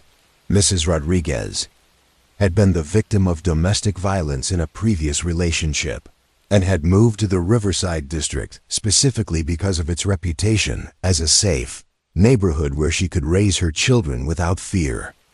Mrs. Rodriguez had called police on one occasion when her former boyfriend had appeared at her apartment despite a restraining order that prohibited him from contacting her or coming near her residence. Officer Chun had responded to the call and had arrested the former boyfriend for violating the protective order, ensuring that Mrs. Rodriguez and her children remained safe from further harassment or threats.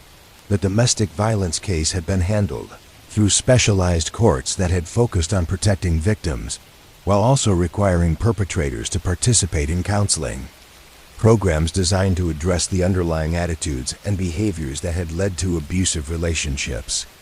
Mrs. Rodriguez had been connected with support services that had helped her rebuild her life and establish the independence and security that had allowed her to focus on her education and career goals. Mrs. Rodriguez had become an advocate for other women experiencing domestic violence, volunteering with local organizations that had provided shelter and support services for families fleeing abusive relationships. Her own experience with effective police intervention had motivated her involvement in community efforts to ensure that other victims received appropriate protection and assistance. The apartment building where Mrs. Rodriguez lived had become known throughout the neighborhood as a place where families were rebuilding their lives after difficult experiences, and other residents had responded with the kind of supportive community that had made recovery and progress possible. Officer Chun had observed how neighborhoods could serve as healing environments when residents understood and responded appropriately to the challenges that their neighbors faced. Continuing her patrol through the residential streets, Officer Chun reflected on how each house and apartment building contained stories of families' relationships with law enforcement and the broader criminal justice system. Some of these stories involved dramatic interventions during crises, while others consisted of routine interactions that had built trust and mutual understanding between police and community members. She passed the house where the Johnson family had experienced a break-in that had been solved when their 8-year-old daughter Emma had provided a description of the burglar that had led to the identification and arrest of a neighborhood teenager who had been stealing to fund his drug habit. Emma's testimony had been handled with particular care to avoid traumatizing her, while still allowing her to contribute important information to the investigation. The Johnson family had been initially concerned about involving their young daughter in criminal proceedings, but Officer Chun and the prosecutor had worked carefully to ensure that Emma's participation had been appropriate for her age and emotional maturity. The experience had actually been empowering for Emma, who had learned that she could help protect her family and community by being observant and willing to report suspicious activities to trusted adults. The successful resolution of the Johnson burglary had led to broader discussions throughout the neighborhood about home security and the importance of community vigilance in preventing crime. Residents had organized informal watch groups and had established communication networks that had allowed them to share information about suspicious activities and coordinate responses to potential security threats.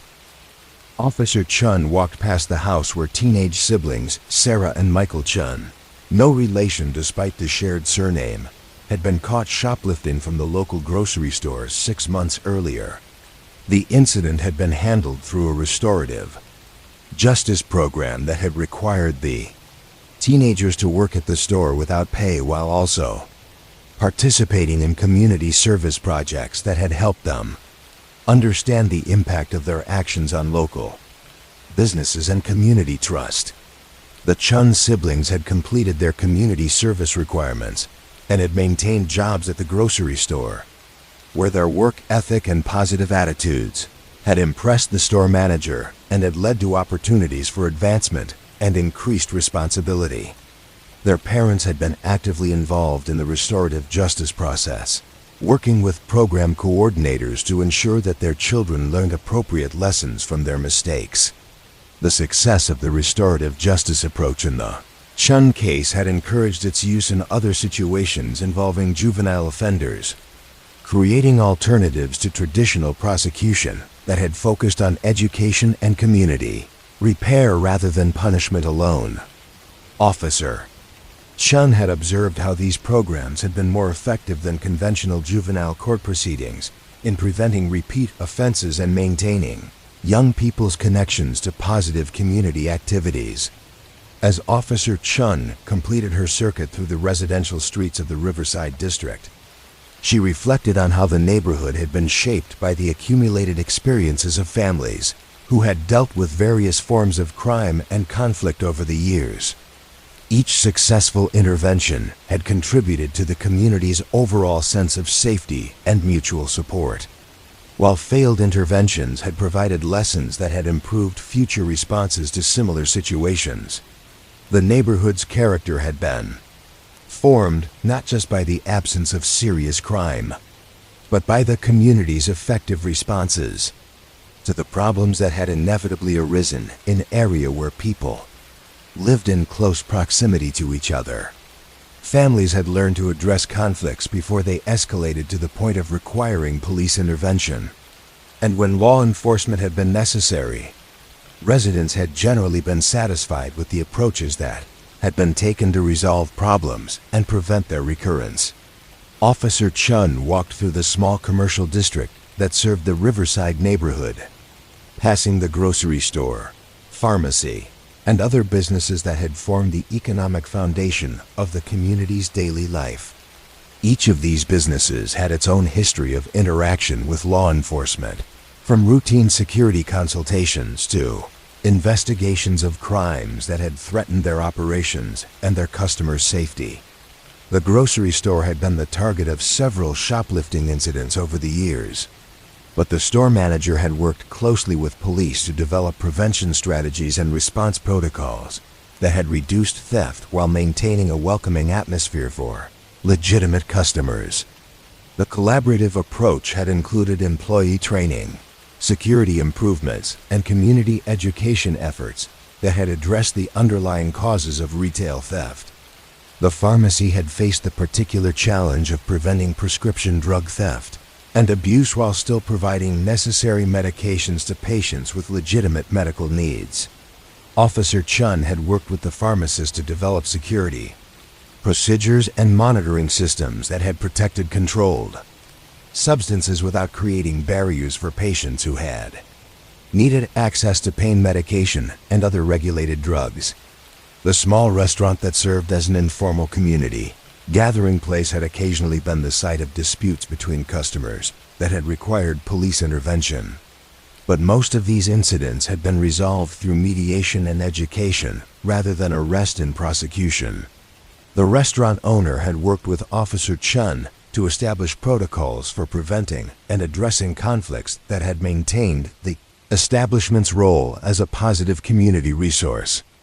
Officer Chun concluded her patrol by walking through Riverside Park, the green space that had served as the neighborhood's central gathering place for community events, children's activities, and informal social interactions that had strengthened relationships among residents. The park had been the site of various incidents over the years, from minor vandalism to more serious crimes that had threatened the community's sense of safety in public spaces. A drug-dealing problem in the park had been addressed through increased police patrols, community organizing, and collaboration with social service agencies that had provided treatment and support services for people struggling with addiction. The comprehensive approach had eliminated the drug activity while preserving the park's accessibility for families and community groups. Vandalism in the park had been reduced through a combination of improved lighting, community watch efforts, and youth engagement programs that had provided positive outlets for young people's energy and creativity. Graffiti had been replaced by community murals, and destructive behavior had been redirected toward constructive activities that had enhanced rather than damaged the park's facilities. The success of these crime prevention efforts had made Riverside Park a model for other communities dealing with similar challenges, demonstrating how comprehensive approaches that addressed both immediate security concerns and underlying social issues could transform problem areas into valuable community assets. As Officer Chun completed her patrol and prepared to return to the station, she reflected on how the Riverside District represented the kind of community policing success that had been achieved through patient relationship building, creative problem solving, and genuine partnership between law enforcement and residents. The neighborhood's safety and vitality had been maintained not through heavy-handed enforcement, but through collaborative efforts that had addressed the root causes of problems while preserving the community's essential character. The family she had encountered during her patrol represented the full spectrum of human experience with crime and law enforcement, from victims who had been helped and protected to offenders who had been held accountable while also being offered opportunities for rehabilitation and community reintegration. Each story had contributed to the neighborhood's overall narrative of resilience, mutual support, and effective response to the challenges that had inevitably arisen in any human community. The quiet streets through which she had walked held memories of crises that had been resolved, conflicts that had been mediated, and relationships that had been healed through the careful application of both legal authority and human compassion. The Riverside District stood as evidence that communities could maintain safety and justice while preserving the values of neighborhood, cooperation, and mutual care that had made residential life satisfying and sustainable for families across generations. Officer Chun drove back toward the station through streets that connected the Riverside District to other neighborhoods, each with its own character and its own relationship with law enforcement, but all sharing the common goal of creating environments where families could thrive and where conflicts could be resolved through peaceful and constructive means. The work of community policing continued each day and night, building on the accumulated wisdom of successful interventions, while adapting to new challenges and opportunities that had emerged as communities evolved and grew. Sergeant Daniel Martinez settled into his chair at the night desk, the familiar weight of the evening shift settling around him like a comfortable routine that had shaped his professional life for the past 12 years. The station at night possessed a different character than during the busy day hours, quieter but never truly still. With the soft hum of radio communications and the occasional ring of telephone calls that connected the building to the city's ongoing need for police services, the night shift desk was positioned near the main entrance, allowing Sergeant Martinez to observe everyone who entered the building during the evening hours, from officers returning from patrol to citizens who needed to file reports or seek assistance with problems that could not wait until morning. The desk itself was substantial and well-worn, its surface bearing the subtle marks of decades of paperwork, coffee cups, and the accumulated debris of countless nights spent processing the routine business of law enforcement. Behind him, the dispatch center operated with its own quiet efficiency, radio operators maintaining contact with patrol units throughout the city while also coordinating responses to emergency calls that required immediate attention. The radio chatter provided a constant background soundtrack to the night shift, a reassuring reminder that officers were patrolling their assigned areas and responding to calls for service throughout the community. Sergeant Martinez pulled out the evening's incident reports, beginning the process of reviewing each case that had been handled during the day shift and determining which ones required follow-up investigation or additional documentation. The reports covered the full range of police work, traffic accidents that had required scene investigation and report writing, domestic disturbances that had been resolved through mediation, theft cases that were being forwarded to detectives for further investigation, and drug arrests that would proceed through the court system. Each report represented someone's interaction with law enforcement, and Sergeant Martinez had learned to read them not just for their immediate factual content, but for their implications about ongoing community problems and the effectiveness of various police strategies. Patterns in the reports could reveal emerging crime trends, problem locations that needed additional attention, or successful interventions that could be applied to similar situations. The first report he reviewed dealt with a shoplifting incident at Davidson Electronics, where a middle-aged woman had been caught attempting to leave the store with a tablet computer concealed in her purse. Officer Williams had responded to the call and had discovered that the woman, Patricia Chun, was a regular customer at the store who had never previously been suspected of theft. Officer Williams's investigation had revealed that Mrs. Chun had been experiencing financial difficulties following her husband's recent unemployment, and that she had been struggling to afford a tablet that her granddaughter needed for school assignments. The store manager had been initially reluctant to press charges, given Mrs. Chun's previous status as a valued customer, but had been concerned about establishing a precedent that might encourage other theft attempts. The resolution of the case had involved Mrs. Chun paying for the tablet through a payment plan arranged by the store manager, along with a commitment to participate in financial counseling services that would help her family develop strategies for managing their economic difficulties. Officer Williams had followed up by connecting the Chun family with community resources for unemployed workers, including job placement services and temporary financial assistance programs. Sergeant Martinez noted in his review that the Chun case represented the kind of creative problem-solving that had become increasingly important as economic pressures had affected families throughout the community.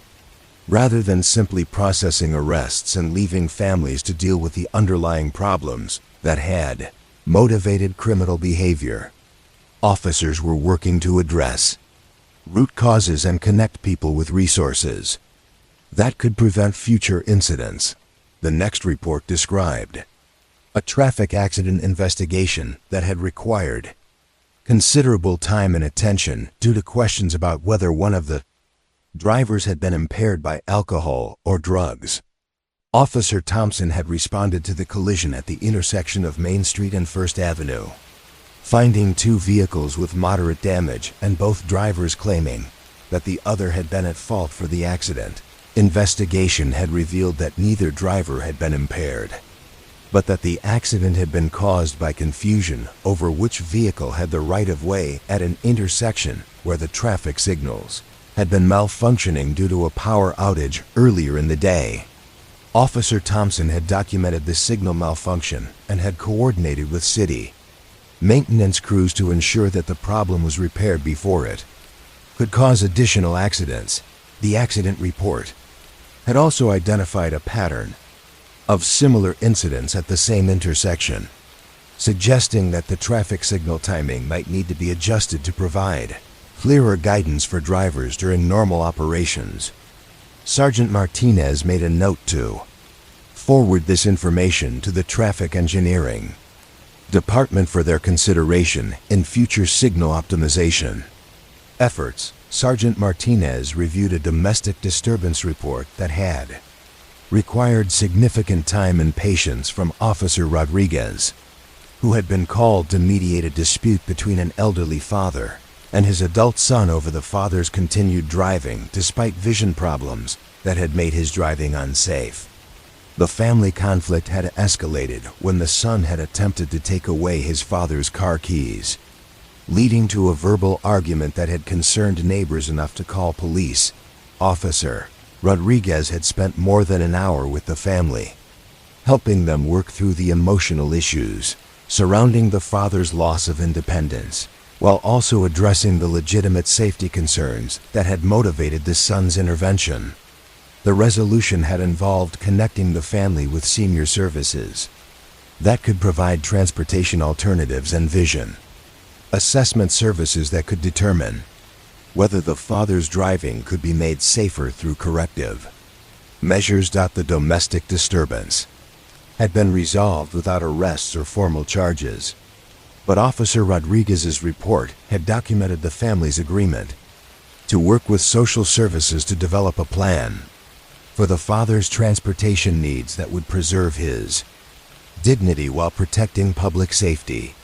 The case had illustrated how police officers often served as counselors and mediators in situations that were fundamentally about family relationships rather than criminal behavior.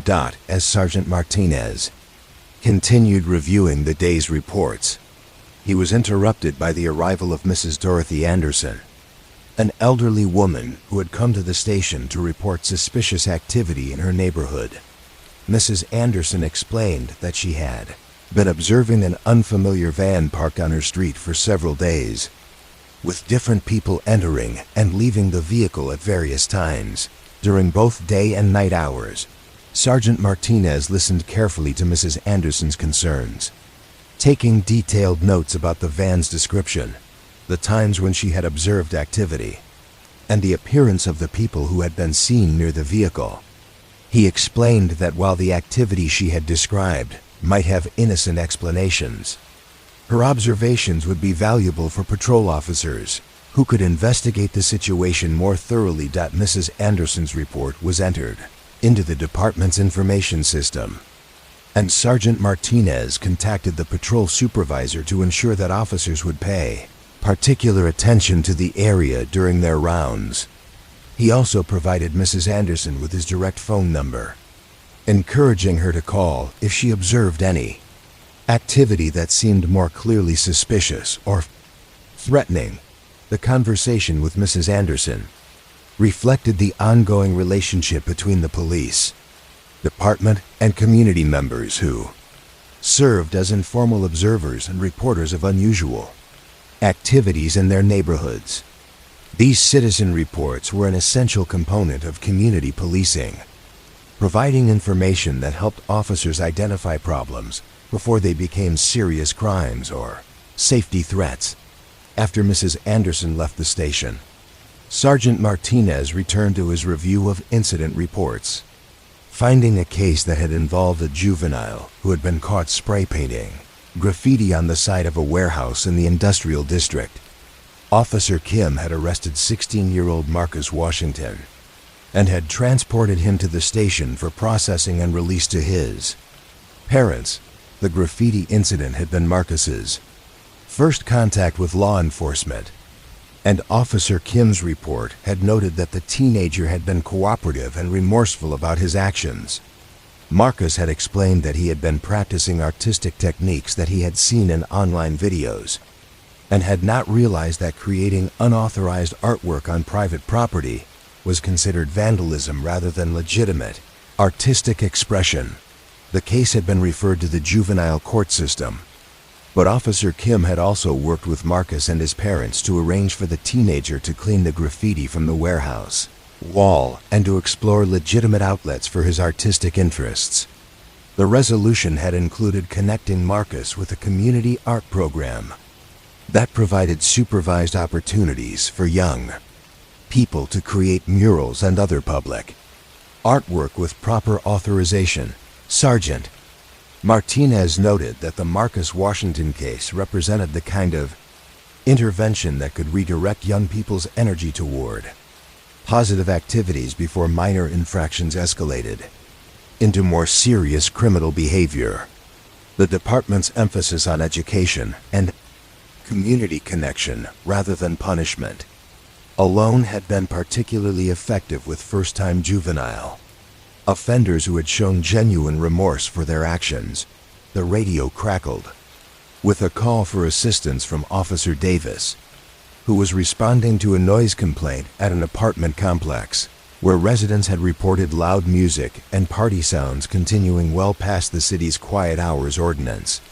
Sergeant Martinez monitored the radio traffic as Officer Davis arrived at the scene and made contact with the party hosts, who had been unaware that their celebration was disturbing neighbors. The noise complaint was resolved quickly and peacefully, with the party hosts agreeing to reduce the volume and move their gathering inside to minimize the disturbance to neighboring apartments.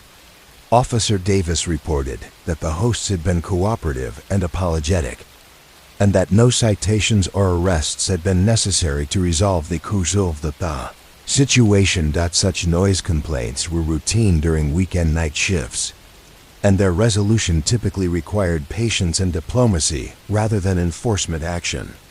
Most people who received noise complaints were willing to modify their behavior once they understood how their activities were affecting others.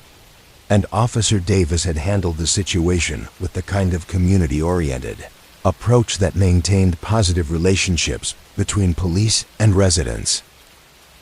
Sergeant Martinez reviewed a burglary report from earlier in the day, when Officer Johnson had investigated a break-in at Peterson Hardware that had occurred overnight. The burglar had forced entry through a rear door and had stolen several expensive power tools along with approximately $200 from the cash register.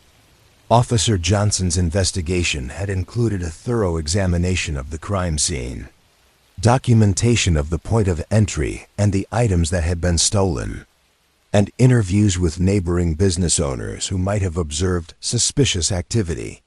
The report had been forwarded to the Detective Division for follow-up investigation, but Officer Johnson had also worked with Mr. Peterson to improve the store's security measures to prevent future break-ins. The hardware store burglary had been the third commercial break-in in the downtown business district during the past month, suggesting a pattern that would require coordinated investigation and prevention efforts. Sergeant Martinez made a note to discuss the pattern with the detective supervisor and the patrol commander to ensure that appropriate resources were being devoted to addressing the apparent crime trend. As the evening progressed, Sergeant Martinez was approached by Detective Williams, who had returned to the station to complete paperwork related to a fraud investigation that had been ongoing for several weeks. Detective Williams explained that the case involved an elderly man who had been deceived into paying several $1,000s for unnecessary home repairs by a contractor who had provided substandard work and had then demanded additional payments for correcting problems that his crew had created. The fraud investigation had been complex because the contractor had used legitimate business licenses and had provided official-looking contracts and receipts for his work. However, Detective Williams had discovered that the contractor was systematically targeting elderly homeowners and was charging excessive prices for work that was either unnecessary or poorly performed.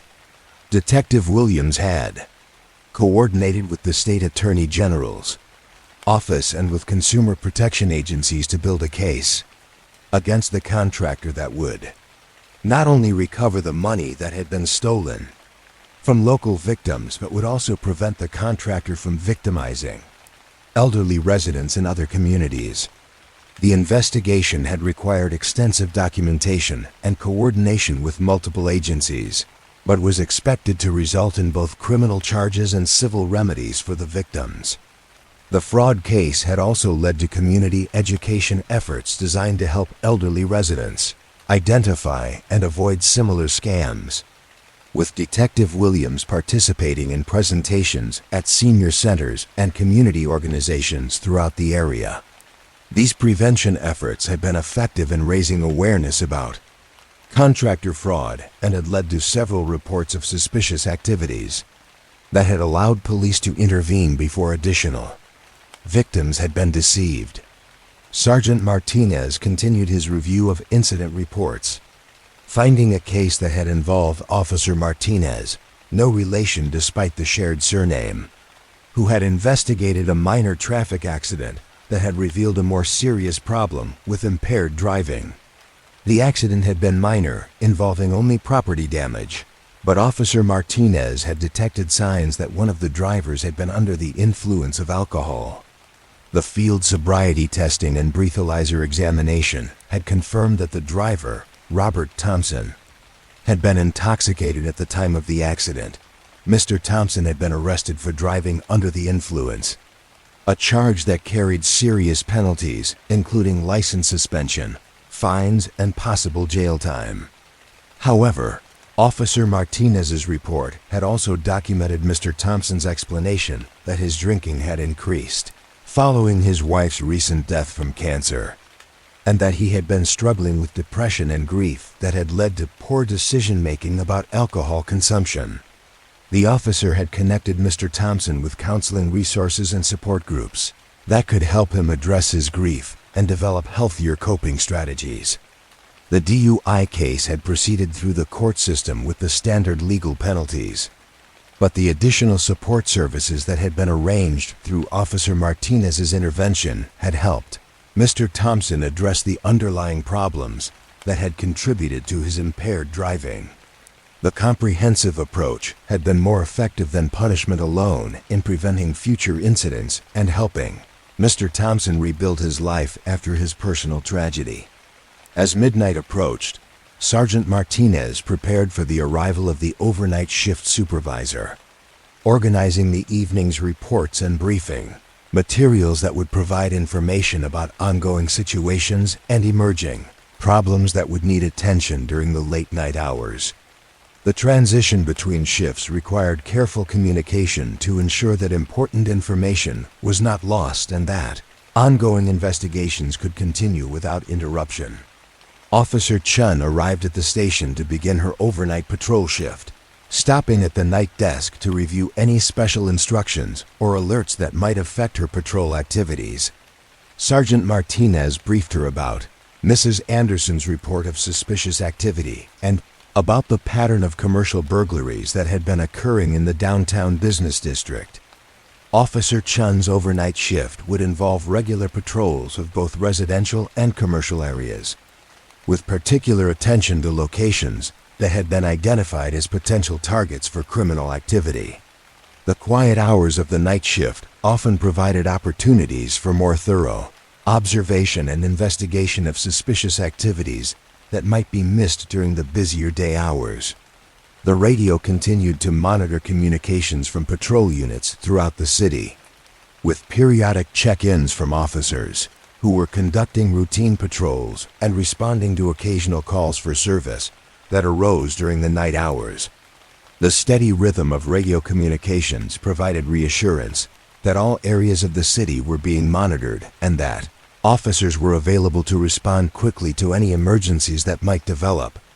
Sergeant Martinez concluded his shift by completing his own incident report about Mrs. Anderson's visit and her observations of suspicious activity in her neighborhood. The report would be available for the day shift supervisor and for patrol officers, who would follow up on her concerns during subsequent patrols of the area. The night shift at the police station represented a different pace and rhythm of law enforcement work, with more time for thorough investigation and documentation, but also the responsibility for maintaining vigilance during hours when many crimes occurred, and when fewer officers were available to respond to multiple simultaneous incidents. The careful attention to detail and community relationships that characterized night shift work was essential for maintaining public safety and trust throughout the community. As Sergeant Martinez prepared to leave the station, he reflected on how the night shift provided opportunities for the kind of thoughtful police work that addressed not just immediate crimes and conflicts, but also the underlying social conditions that contributed to ongoing community problems. The quiet hours allowed for more extensive conversations with citizens, more thorough investigations, and more creative problem-solving approaches that could prevent future incidents, while building positive relationships between police and community members. The station would continue its 24-hour operation with the overnight shift taking responsibility for monitoring the city's safety and responding to whatever challenges the night hours might bring. The careful documentation and patient investigation that characterized night shift work would contribute to the department's overall effectiveness in maintaining order and justice throughout the community. Detective Sarah Chun descended into the evidence storage facility beneath the main police station. her footsteps echoing softly in corridors, lined with metal shelving that extended far beyond what casual observers might imagine. Each shelf held boxes, bags, and containers that preserved the physical remnants of investigations spanning decades, carefully cataloged and maintained according to strict protocols that ensured the integrity of evidence while preserving the stories these objects could tell about the community's ongoing relationship with crime and justice. Evidence Room operated according to principles of meticulous organization that transformed the chaos of criminal activity into ordered systems of documentation and preservation.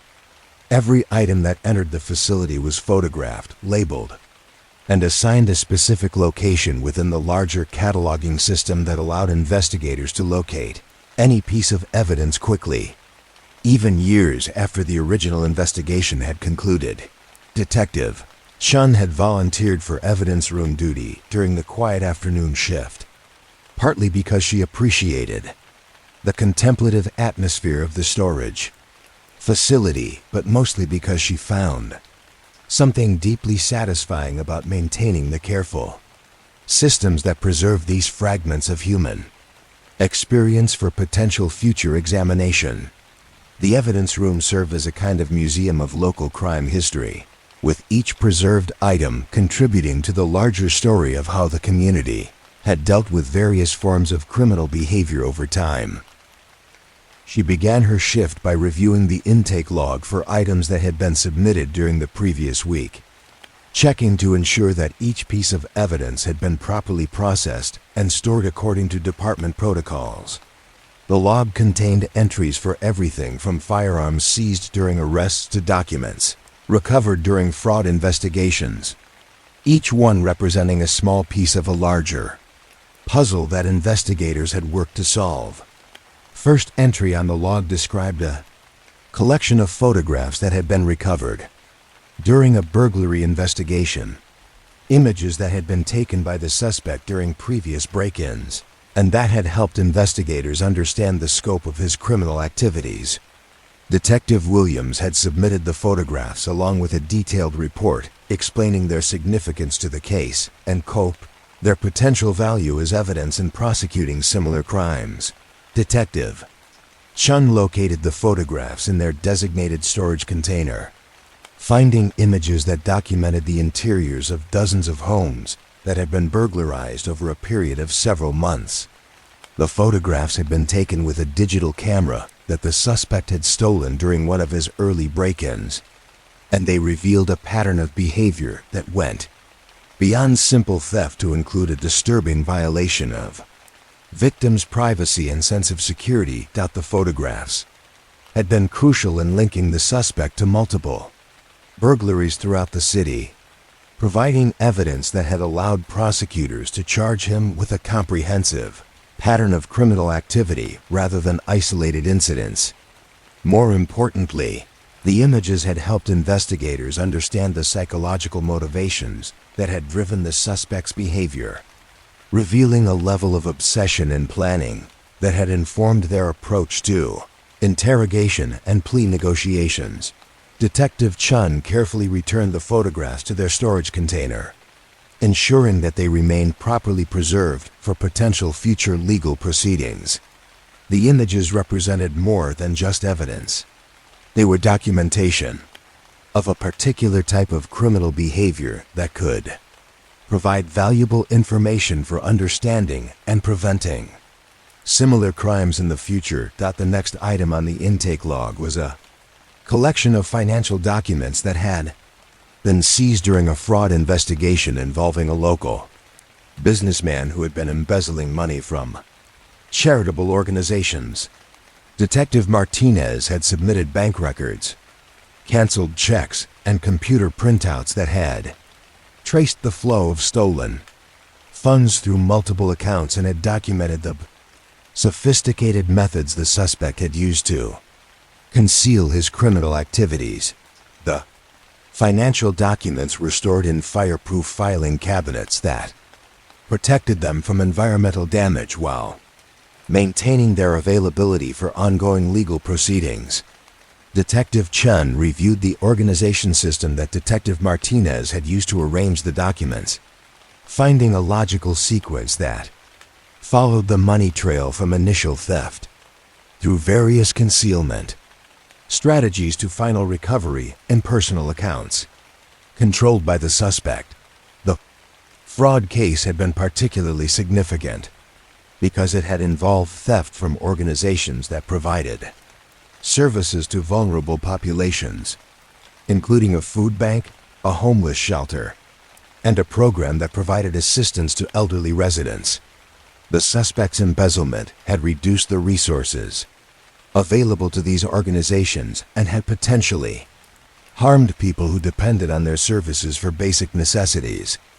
Careful preservation of the financial evidence had been essential for securing the suspects' conviction and for recovering funds that could be returned to the victimized organizations.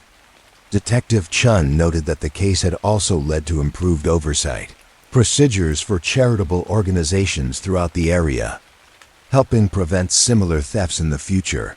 Moving deeper into the evidence storage facility, Detective Chun found herself in the section where older evidence was preserved. Items from cases that had been resolved years or even decades earlier, but that were maintained according to regulations requiring long-term preservation of certain categories of physical evidence. These older items provided a fascinating glimpse into the evolution of both criminal behavior and investigative techniques over time. She stopped at a shelf containing evidence from a murder case that had been solved in 1987, when DNA analysis had been relatively new and when investigators had relied primarily on conventional forensic techniques like fingerprinting, ballistics analysis, and witness testimony. The evidence collection included clothing that had been worn by both victim and suspect, weapons that had been recovered at the crime scene, and photographs that had documented the investigation's progress. The 1987 murder case had been notable for the patient, methodical approach that investigators had taken to building their case against the suspect. Detective Reynolds, who had led the investigation, had spent months interviewing witnesses, analyzing physical evidence, and developing a comprehensive understanding of the relationships and circumstances that had led to the killing. Case had been resolved through what Detective Reynolds had described in his reports as old-fashioned police work, with careful attention to detail and systematic elimination of alternative theories, until only one explanation remained consistent with all the available evidence. The conviction had been secured without the benefit of DNA analysis or other modern forensic techniques, demonstrating the effectiveness of thorough investigation and logical reasoning. Detective Chun examined the photographs from the 1987 case, finding images that captured not just the crime scene itself, but also the broader context in which the murder had occurred. The photographs showed the victim's home, the neighborhood where the crime had taken place, and the locations where various pieces of evidence had been discovered during the investigation. These older photographs provided a historical record of the city's appearance during that earlier era, capturing details about architecture, vehicles, and street conditions that had changed significantly over the intervening decades. But more importantly, they documented the human impact of serious crime on families and communities that had been forced to confront violence and loss in their midst.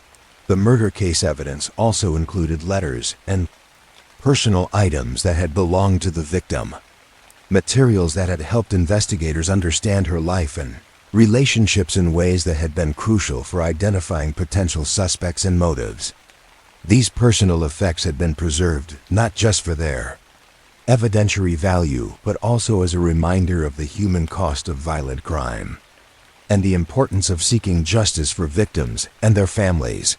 Detective Chun moved to another section of the evidence storage area, where items from drug investigations were maintained in specially secured containers that prevented contamination and ensured proper chain of custody documentation.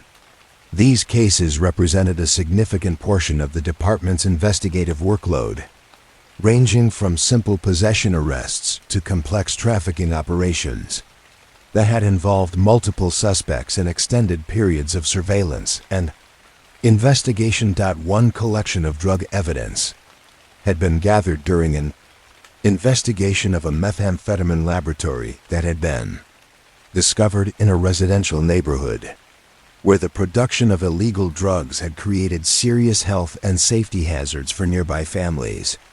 Detective Johnson had led the investigation, working with federal agencies and hazardous materials specialists to safely shut down the laboratory and arrest the individuals responsible for its operation. The methamphetamine case evidence included not just the drugs and manufacturing equipment that had been seized, but also photographs and documentation that had captured the environmental damage caused by the illegal production process. The chemicals used in methamphetamine production had contaminated the house where the laboratory had operated, requiring extensive cleanup efforts before the property could be safely occupied again. The investigation had revealed that the methamphetamine laboratory had been operated by individuals who had been motivated primarily by the substantial profits available from drug sales, but who had shown little concern for the risks they had created for their neighbors and community. The case had resulted in serious federal charges and lengthy prison sentences that had reflected both the criminal nature of the activity and its potential for causing widespread harm. Detective Chun reviewed the documentation systems that had been used to preserve the drug evidence, noting the careful attention to detail that had been required to maintain the integrity of materials that would be subject to intensive scrutiny during legal proceedings. The chain of custody records showed exactly who had handled each piece of evidence and when, creating an unbroken record that could withstand challenges from defense attorneys. The evidence storage facility also contained items from cases that had never been solved, investigations where suspects had never been identified, or where evidence had been insufficient to support prosecution despite intensive investigative efforts. These unsolved cases represented some of the most challenging aspects of police work, situations where dedicated investigators had exhausted all available leads without achieving the resolution that victims and their families had deserved. Detective Chun found evidence from a series of commercial burglaries that had occurred in 1994, when someone had systematically targeted small businesses throughout the downtown area during nighttime hours. Detective Patterson had investigated the cases for more than a year, developing comprehensive profiles of the suspects' methods and patterns, but had never been able to identify the individual responsible for the crimes. The unsolved burglary evidence included photographs of crime scenes, fingerprints that had been recovered from various locations, and detailed reports about the items that had been stolen during each incident. Detective Patterson's investigation had been thorough and systematic, but the suspect had apparently been careful enough to avoid leaving conclusive evidence that could lead to identification and arrest. The unsolved cases served as reminders of the limitations of investigative work and the reality that some crimes would remain mysteries despite the best efforts of dedicated investigators. But the careful preservation of evidence from these cases also reflected the possibility that future developments in forensic science or new information from witnesses might eventually provide the breakthrough needed to solve long cold cases. Detective Chun moved to a section where evidence from white-collar crime investigations was stored, finding files and documents that had been gathered during complex financial fraud cases that had required months or years of careful analysis to understand fully. These cases often involved sophisticated schemes that had been designed to conceal criminal activity through legitimate-appearing business transactions and carefully constructed paper trails. One collection of white-collar evidence had been assembled during an investigation of an investment fraud scheme that had victimized dozens of elderly residents. who had been deceived into investing their retirement savings in non-existent business ventures. Detective Anderson had worked with federal investigators and financial analysts to trace the flow of money through multiple accounts and corporate entities that had been created specifically to facilitate the fraud. The investment fraud case had been particularly challenging because the suspect had used his reputation as a respected businessman to gain the trust of victims who had believed they were making legitimate investments in profitable enterprises. The scheme had been sophisticated enough to produce official-looking documents and regular dividend payments that had convinced victims that their investments were performing well, even as their principal was being systematically stolen. The resolution of the investment fraud case had required extensive cooperation between local and federal investigators, along with assistance from banking and securities regulators who had helped trace the movement of stolen funds and identify the various methods the suspect had used to conceal his criminal activities. The case had resulted in significant prison time for the primary suspect and partial recovery of funds that had been returned to victimized investors. Detective Chun examined the documentation systems that had been used to organize the massive amount of evidence generated by the investment fraud investigation, finding careful categorization and cross-referencing that had allowed investigators to track complex financial relationships and identify patterns of criminal behavior. The evidence preservation had been crucial not just for prosecuting the primary suspect, but also for identifying other potential victims and preventing similar frauds in the future. The evidence storage facility also contained items from cases involving domestic violence, situations where the physical evidence of abuse had been carefully documented and preserved to support prosecutions that had often been complicated by victims' reluctance to testify against their abusers. These cases required particularly sensitive handling, both during the original investigation and in the long-term preservation of evidence that might be needed for future legal proceedings. Detective Chun found evidence from a domestic violence case that had been investigated by Officer Sullivan, who had responded to multiple calls involving the same household over a period of several months. The evidence included photographs of injuries sustained by the victim, documentation of property damage caused during violent incidents, and recordings of threatening messages that the suspect had left on the victim's answering machine. The domestic violence case had been successfully prosecuted despite the victim's initial reluctance to cooperate with the investigation, largely because Officer Sullivan had been able to gather sufficient physical evidence to prove the pattern of abuse without relying entirely on the victim's testimony. The careful documentation had allowed prosecutors to present a compelling case that had resulted in conviction and a protection order that had helped ensure the victim's ongoing safety.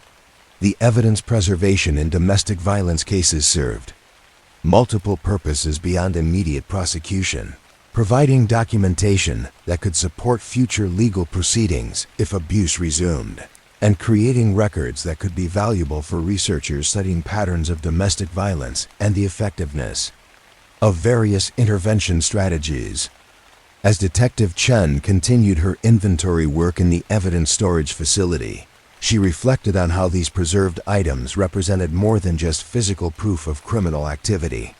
They were fragments of human stories, pieces of dramas that had played out in the community's homes, businesses, and public spaces, each one contributing to the larger narrative of how society had struggled to maintain order and justice in the face of human weakness and criminal behavior.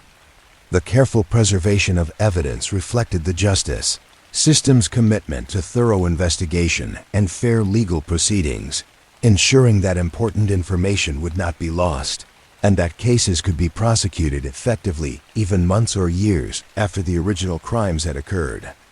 But the evidence also served as a form of institutional memory, preserving lessons about criminal behavior and investigative techniques that could inform future police work. Detective Chen concluded her shift in the evidence storage facility by updating the inventory records and ensuring that all items remained properly organized and accessible for future examination. The careful attention to detail that characterized evidence preservation was essential for maintaining the integrity of the justice system and for preserving the community's trust in law enforcement's ability to investigate crimes thoroughly and prosecute offenders effectively. The evidence room would continue its quiet operation, preserving these fragments of criminal history with the same meticulous care that had characterized their original collection and processing. Each preserved item would remain available for potential future examination, whether for ongoing legal proceedings, cold case investigations, or research into patterns of criminal behavior that could inform prevention and intervention strategies. As she prepared to leave the evidence storage facility, Detective Chun carried with her a renewed appreciation for the complexity and thoroughness of criminal investigation, and for the many dedicated investigators who had worked patiently to gather, analyze, and preserve the evidence that had made justice possible in countless cases over the decades. The quiet shelves of preserved evidence stood as testimony to their commitment to truth and accountability in the ongoing effort to maintain safety and order in the community. Detective Lieutenant Michael Thompson walked slowly through the downtown district during the early morning hours when the business building stood empty and the streets held only the soft echoes of footsteps and the distant hum of traffic from the main thoroughfare. This was the time when the city revealed its deeper character, when the accumulated history of decades of police work could be felt in the very architecture and layout of neighborhoods that had been shaped by their ongoing relationship with crime and law enforcement. Each building he passed held its own stories of interaction with the criminal justice system, from routine security consultations to major investigations that had captured the community's attention and tested the police department's resources and capabilities.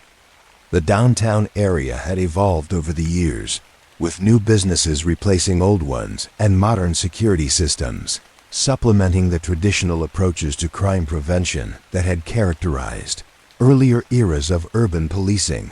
Detective Thompson paused in front of the Morrison Building, a 5-story office complex that had been the site of a significant embezzlement investigation 3 years earlier, when the building's property management company had discovered that their longtime bookkeeper had been systematically stealing from tenant security deposits and maintenance funds. The investigation had required months of careful financial analysis to trace the missing money through various personal accounts and expenditures that the bookkeeper had made over a period of several years. The embezzlement case had been particularly challenging because the bookkeeper, Dorothy Patterson, had been a trusted employee with more than 15 years of service and an excellent reputation among tenants and building owners. Her theft had been sophisticated enough to avoid detection through routine auditing, involving careful manipulation of account records and timing of transactions that had made the missing money appear to be legitimate business expenses. Detective Thompson had worked closely with forensic accountants to unravel the complex scheme that Dorothy Patterson had used to conceal her criminal activities. Learning about property management practices and financial record-keeping systems that had been unfamiliar to him at the beginning of the investigation. The case had required patience and attention to detail, with thousands of transactions analyzed and cross-referenced to establish the pattern of theft and identify the full scope of the stolen funds. The resolution of the Morrison Building embezzlement had resulted in Dorothy Patterson's conviction and imprisonment, along with restitution payments that had restored most of the stolen money to the building's operating accounts. But the case had also led to improved financial oversight procedures for property management companies throughout the area, helping prevent similar thefts in the future. The building now showed no external signs of the crisis that had once threatened its financial stability and tenant relationships. But Detective Thompson's knowledge of the case informed his understanding of how white-collar crime could affect seemingly stable businesses and institutions. The Morrison Building stood as a reminder that criminal activity often occurred behind ordinary facades and that effective Investigation required understanding complex business, operations and financial systems. Continuing down Main Street, Detective Thompson passed the site where Henderson's Pharmacy had once operated, a family business that had served the community for more than 40 years, before closing following a series of prescription drug thefts that had made continued operation financially impossible. The pharmacy had been targeted by individuals seeking controlled substances for illegal resale, and despite security improvements and cooperation with law enforcement, the repeated thefts had eventually forced the Henderson family to close their business. The pharmacy building now housed a small restaurant, but Detective Thompson remembered the investigation that had attempted to identify and prosecute the individuals responsible for the systematic theft that had destroyed a local institution. Detective Williams had spent months working on the case, interviewing employees and customers, analyzing prescription records, and coordinating with federal drug enforcement agencies to track the stolen medications. Prescription drug theft investigation had revealed the complex challenges of protecting controlled substances in legitimate medical settings while maintaining accessibility for patients with genuine medical needs. The Henderson family had implemented increasingly sophisticated security measures, but the high street value of certain prescription medications had made their pharmacy an attractive target for individuals willing to risk serious criminal penalties for substantial profits. The closure of Henderson's Pharmacy had been a loss for the entire community, particularly for elderly residents who had depended on the personalized service and medication management that the family had provided. The case had illustrated how crime could have impacts that extended far beyond immediate victims to affect entire neighborhoods, and the availability of essential services. Detective Thompson turned onto Oak Street, where the old Riverside Hotel had been demolished 5 years earlier, following a series of incidents that had made the building a focal point for drug activity and other criminal behavior. The hotel had originally been built in the 1950s as a respectable establishment for business, travelers and tourists, but economic changes and urban decay had gradually transformed it into a magnet for illegal activities that had required constant police attention.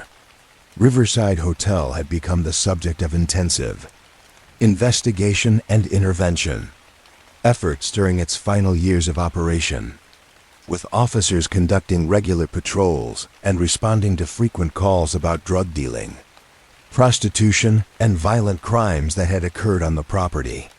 Detective Martinez had led a comprehensive investigation that had documented the extent of criminal activity at the hotel and had worked with city officials to develop legal strategies for forcing improvements or closure.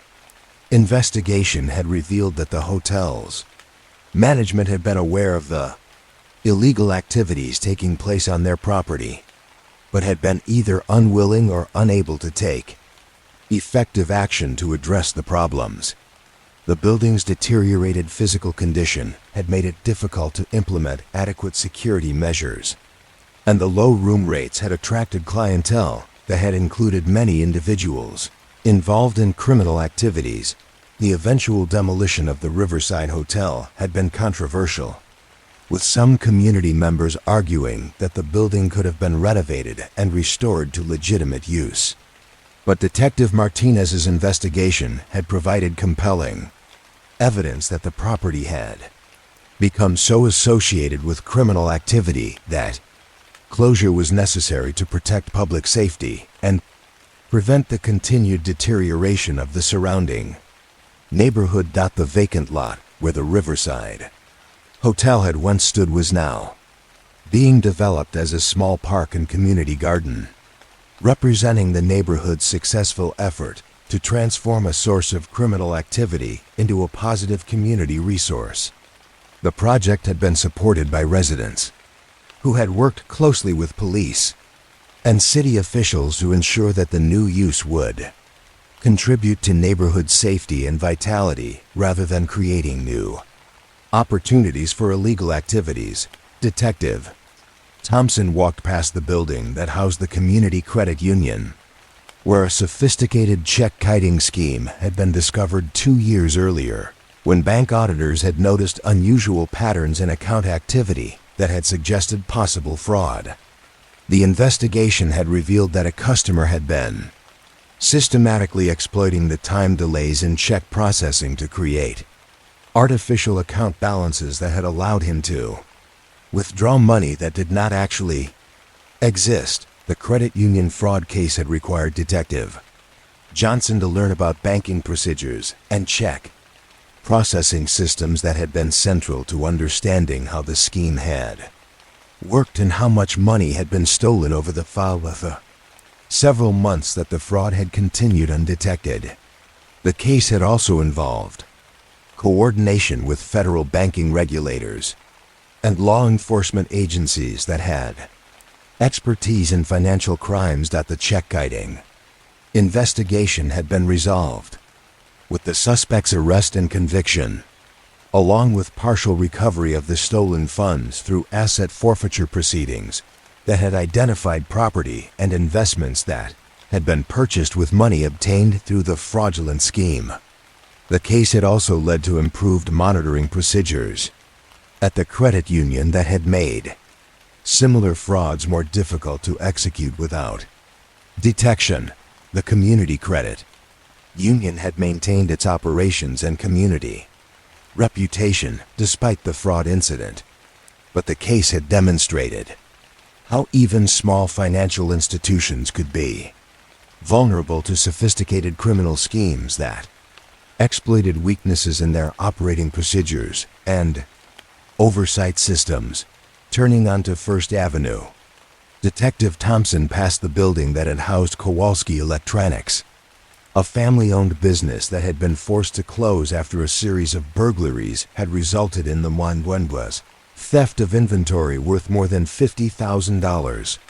The burglaries had been particularly devastating because they had occurred just before the Christmas shopping season, when the store had invested heavily in popular electronics items that had been specifically targeted by the thieves. Detective Chun had investigated the Kowalski Electronics burglaries, discovering that the crimes had been committed by individuals who had extensive knowledge of the store's inventory and security systems.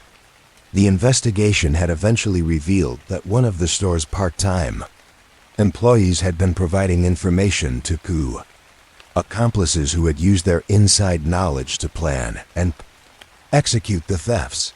The employee theft ring investigation had been complex because it had involved multiple individuals who had carefully planned their criminal activities to minimize the risk of detection. Detective Chun had used surveillance techniques, financial analysis, and careful interviewing to build cases against all the participants in the scheme, resulting in several arrests and convictions. But despite the successful investigation and prosecution of the thieves, the Kowalski family had been unable to recover from the financial losses caused by the burglaries. Their insurance coverage had been insufficient to replace all the stolen inventory, and the timing of the thefts had prevented them from capitalizing on their busiest sales period of the year. The family had been forced to close the business that had supported them for more than 20 years. The Kowalski Electronics building now housed a different business, but Detective Thompson remembered the investigation, and the family struggled to maintain their livelihood in the face of criminal activity that had specifically targeted their vulnerabilities. The case had illustrated how property crimes could destroy small businesses and affect entire families' economic security.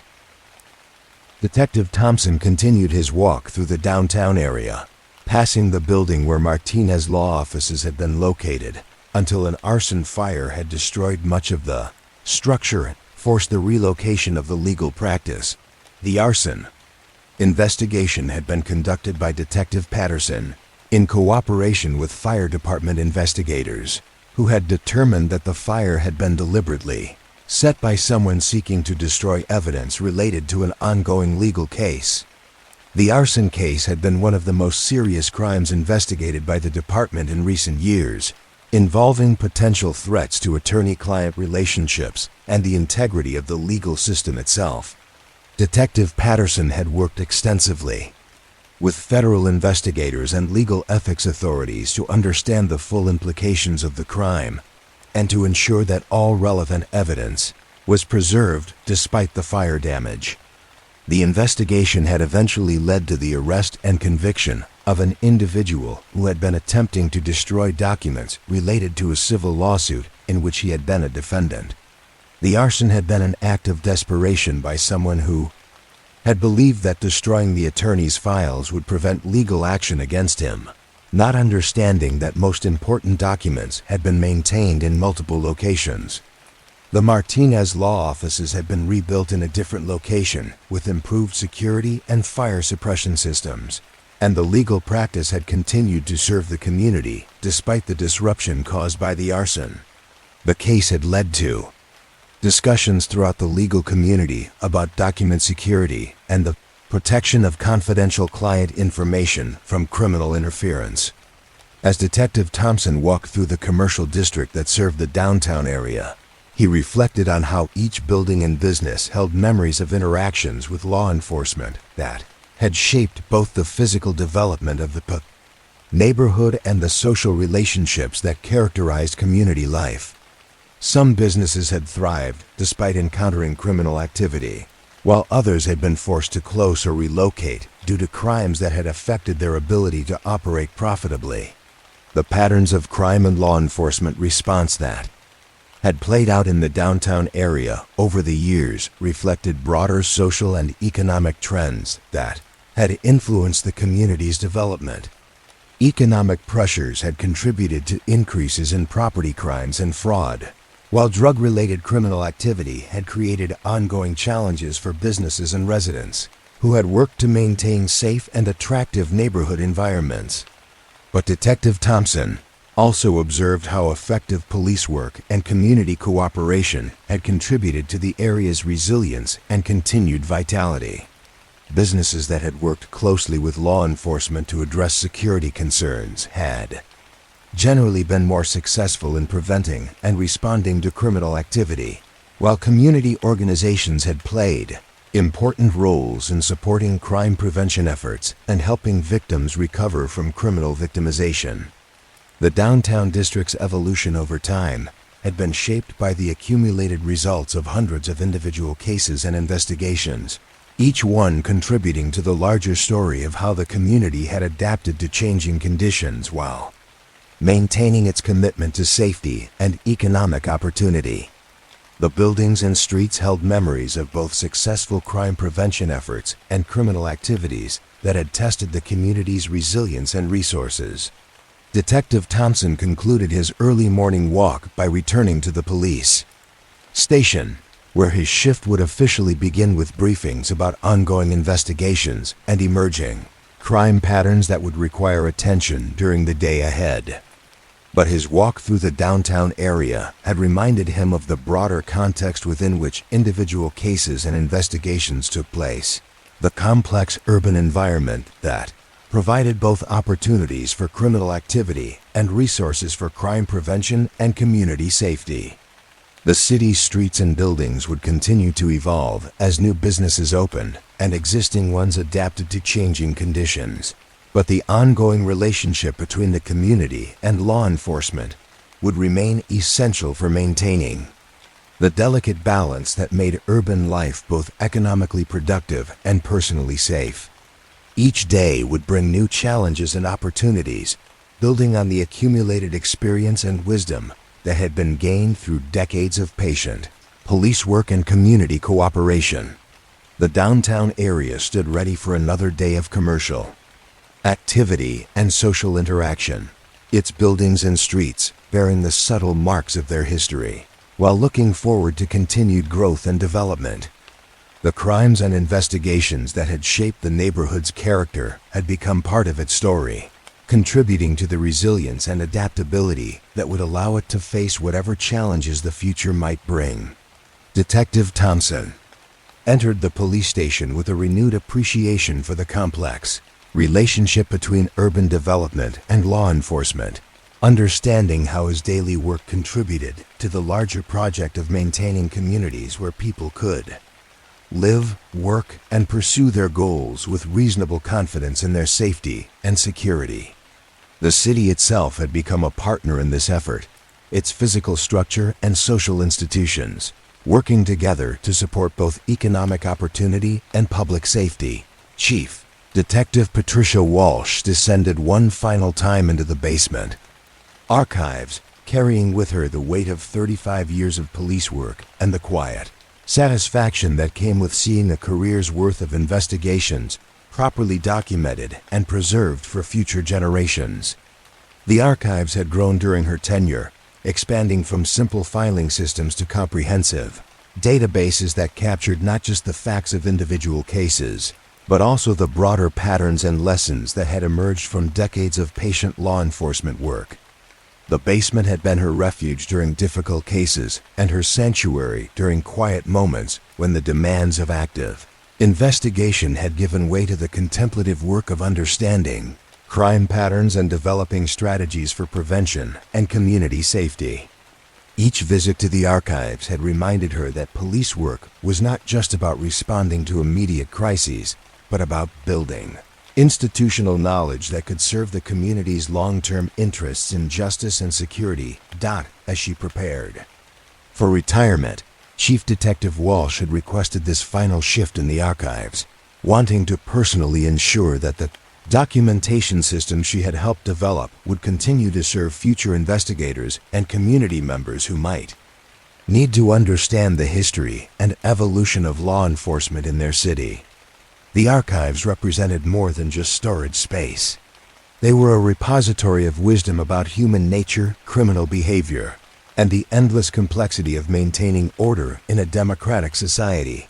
She began her final inventory by reviewing the most recent additions to the archive, cases that had been closed during the past year and that now joined the thousands of other investigations that had been carefully documented and preserved. Each new file represented the conclusion of someone's encounter with the criminal justice system, whether as victim, suspect, witness, or community member affected by crime and its resolution. The newest files included a fraud case involving online scams that had targeted elderly residents, reflecting the continuing evolution of criminal behavior as technology created new opportunities for deception and theft. Detective Rodriguez had investigated the case with the same methodical patience that had characterized the department's approach to fraud investigations for decades, but had needed to learn about computer systems and internet protocols that had not existed during earlier eras of police work. The online fraud case had been resolved through cooperation with federal investigators and technology companies, resulting in arrests and convictions that had protected not just local victims, but also potential targets in other communities. The investigation had also led to community education programs that had helped elderly residents understand and avoid similar scams, continuing the department's tradition of using individual cases to address broader social problems. Chief Detective Walsh placed the fraud file in its designated location within the archive system, ensuring that future investigators would be able to locate and learn from Detective Rodriguez's work if similar cases arose. The careful organization of these files had been a constant theme throughout her career, reflecting her belief that effective police work required building on the accumulated wisdom of previous investigations rather than starting fresh with each new case. She moved to a section of the archive that contained files from her own investigations, cases that she had worked during various stages of her career, and that had contributed to her understanding of criminal behavior and community dynamics. Reading through these old reports, she could trace the evolution of her own investigative techniques and the gradual development of approaches that had proven most effective for different types of crimes and community situations. One of her earliest cases had involved a series of residential burglaries that had occurred during her first year as a detective, when she had been learning to balance thorough investigation with efficient use of time and resources. The case had been solved through patient surveillance and community cooperation. but she could see in her old reports the uncertainty and excessive detail that had characterized her work before. Experience had taught her to focus on the most important elements of each investigation. The burglary case had taught her important lessons about working with victims and witnesses, particularly the need to balance professional objectivity with genuine empathy for people who had experienced violation and loss. The skills she had developed during that early investigation had served her throughout her career, informing her approach to cases involving much more serious crimes and complex criminal enterprises. Chief Detective Walsh found files from the midpoint of her career, when she had been assigned to investigate a murder case that had challenged both her investigative skills and her understanding of the social dynamics that could lead to violent crime. The case had involved domestic violence that had escalated beyond what anyone in the victim's family had anticipated, resulting in a tragedy that had affected an entire neighborhood and had required careful handling to prevent further violence. The murder investigation had been successful in terms of identifying and prosecuting the perpetrator. But Chief Detective Walsh remembered how the case had forced her to confront the limitations of law enforcement in preventing crimes that arose from complex family dynamics and social problems that extended far beyond traditional police concerns. The case had contributed to her lifelong interest in community policing approaches that addressed underlying causes of criminal behavior rather than simply responding to its effects. Later files documented her work on white-collar crime investigations that had required her to develop expertise in financial analysis and business operations that had not been part of her original police training. These cases had involved cooperation with prosecutors, accountants, and regulatory agencies, teaching her about the collaborative approaches that were necessary for addressing complex criminal enterprises that crossed jurisdictional boundaries. The white-collar cases had been particularly satisfying because they had often resulted in the recovery of stolen funds that could be returned to victims, providing a form of concrete resolution that was not always possible in other types of criminal investigations. But these cases had also taught her about the sophisticated planning and execution that characterized much modern criminal activity, requiring investigative approaches that were equally sophisticated and patient. Chief Detective Walsh moved to a section of the archive that contained files from unsolved cases, investigations that had consumed significant time and resources but had never resulted in arrests or convictions, despite the best efforts of dedicated investigators. These files represented one of the most challenging aspects of police work, the reality that some crimes would remain mysteries despite thorough and competent investigation. Reading through the unsolved case files, she was reminded of the families and communities that had been left without closure, victims whose suffering had not been answered with the accountability and justice that the criminal justice system strived to provide. These cases had been particularly difficult for investigators, who had devoted months or years to pursuing leads that had ultimately proven insufficient for prosecution. But Chief Detective Walsh also recognized that even unsolved cases had contributed to the department's institutional knowledge, providing information about criminal methods and patterns that had informed other investigations and helped prevent similar crimes. The careful documentation of these cases had ensured that valuable information would not be lost and that future investigators might be able to solve cold cases using new techniques or additional evidence that might emerge over time. The archive contained files from cases that had been solved years or decades after their original investigation, demonstrating the value of maintaining comprehensive records and remaining open to new information and approaches. DNA analysis had been particularly important in resolving old cases, but advances in other forensic techniques and changes in witness willingness to cooperate had also led to breakthroughs in investigations that had seemed permanently stalled. Chief Detective Walsh reflected on how the archive had served not just as a storage system, but as a research facility that had supported ongoing efforts to understand crime patterns and develop more effective prevention strategies. Researchers from universities and policy organizations had occasionally been granted access to the files, using the data to study trends in criminal behavior and evaluate the effectiveness of various law enforcement approaches. These research efforts had contributed to improvements in police training, community outreach programs, and crime prevention initiatives that had made the community safer and more resilient. The archive had thus served as more than just a repository of past investigations. It had been a resource for ongoing efforts to improve the quality and effectiveness of law enforcement services. As Chief Detective Walsh continued her final review of the archive, she reflected on how the files documented not just individual crimes and investigations, but also the evolution of the community itself over several decades.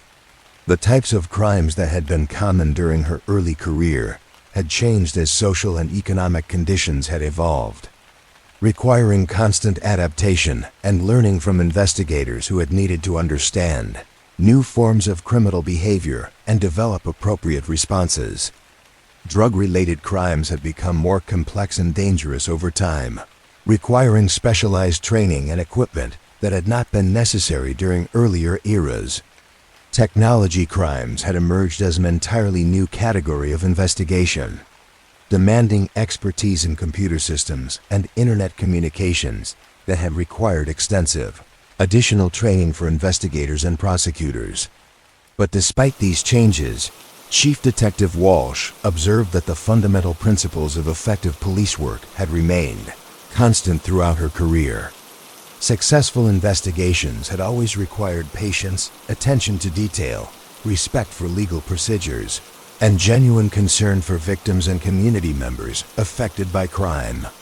The best investigators had always been those who could combine professional competence with human empathy and who understood their role as public servants, rather than simply law enforcement officers. The archive contained files that documented both successful and unsuccessful attempts to address crime through various strategies and approaches, providing a comprehensive record of what had worked and what had not worked in different circumstances and time periods. This institutional memory would be invaluable for future investigators and community leaders who would face their own challenges in maintaining public safety and community order.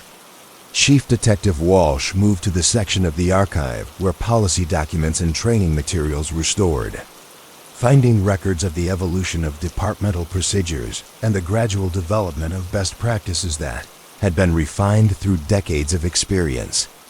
These documents showed how the department had learned from both successes and failures, continuously improving its approaches to investigation, community relations, and crime prevention.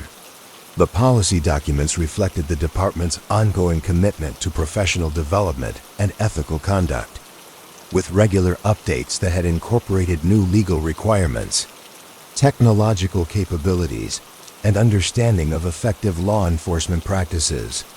The files showed how the department had worked to maintain public trust while adapting to changing social expectations and legal standards. Training records documented the extensive efforts that had been made to ensure that officers at all levels had the knowledge and skills necessary for effective and ethical police work. The department had invested heavily in continuing education and professional development, recognizing that effective law enforcement required constant learning and adaptation to new challenges and opportunities. As Chief Detective Walsh prepared to complete her final shift in the archive, she reflected on the satisfaction that came from seeing a career's worth of work properly documented and preserved for future generations.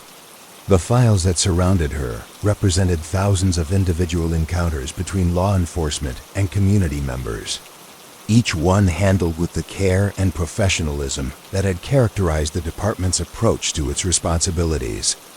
The archive would continue to grow after her retirement, with new investigators adding their own cases and contributions to the accumulated wisdom that would guide future law enforcement efforts.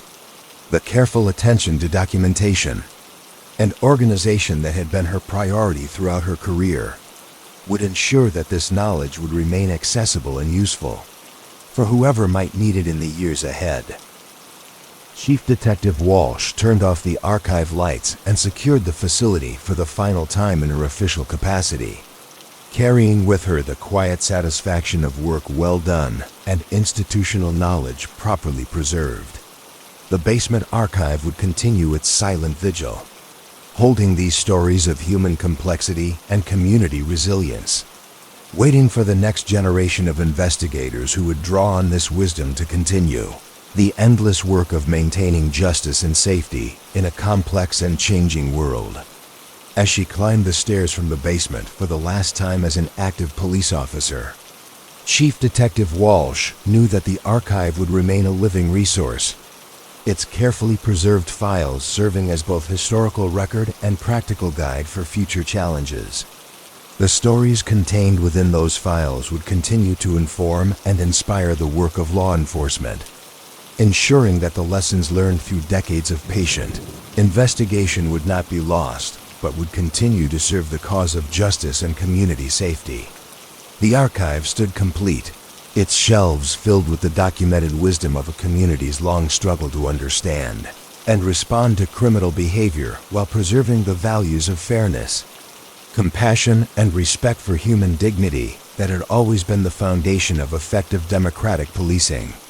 In the quiet darkness of the basement, these files would rest in peace, their stories preserved for future generations who would continue the work of building safer and more just communities for all who called this city home. The cycle of investigation, documentation, and preservation would continue, each new case adding to the accumulating knowledge that made effective law enforcement possible. Each closed file contributing to the vast archive of human experience that would guide future efforts to maintain the delicate balance between security and freedom that characterized civilized society. The work was never finished, but it was always meaningful, and the archive stood as testimony to the dedication and professionalism of those who had devoted their careers to serving and protecting their community.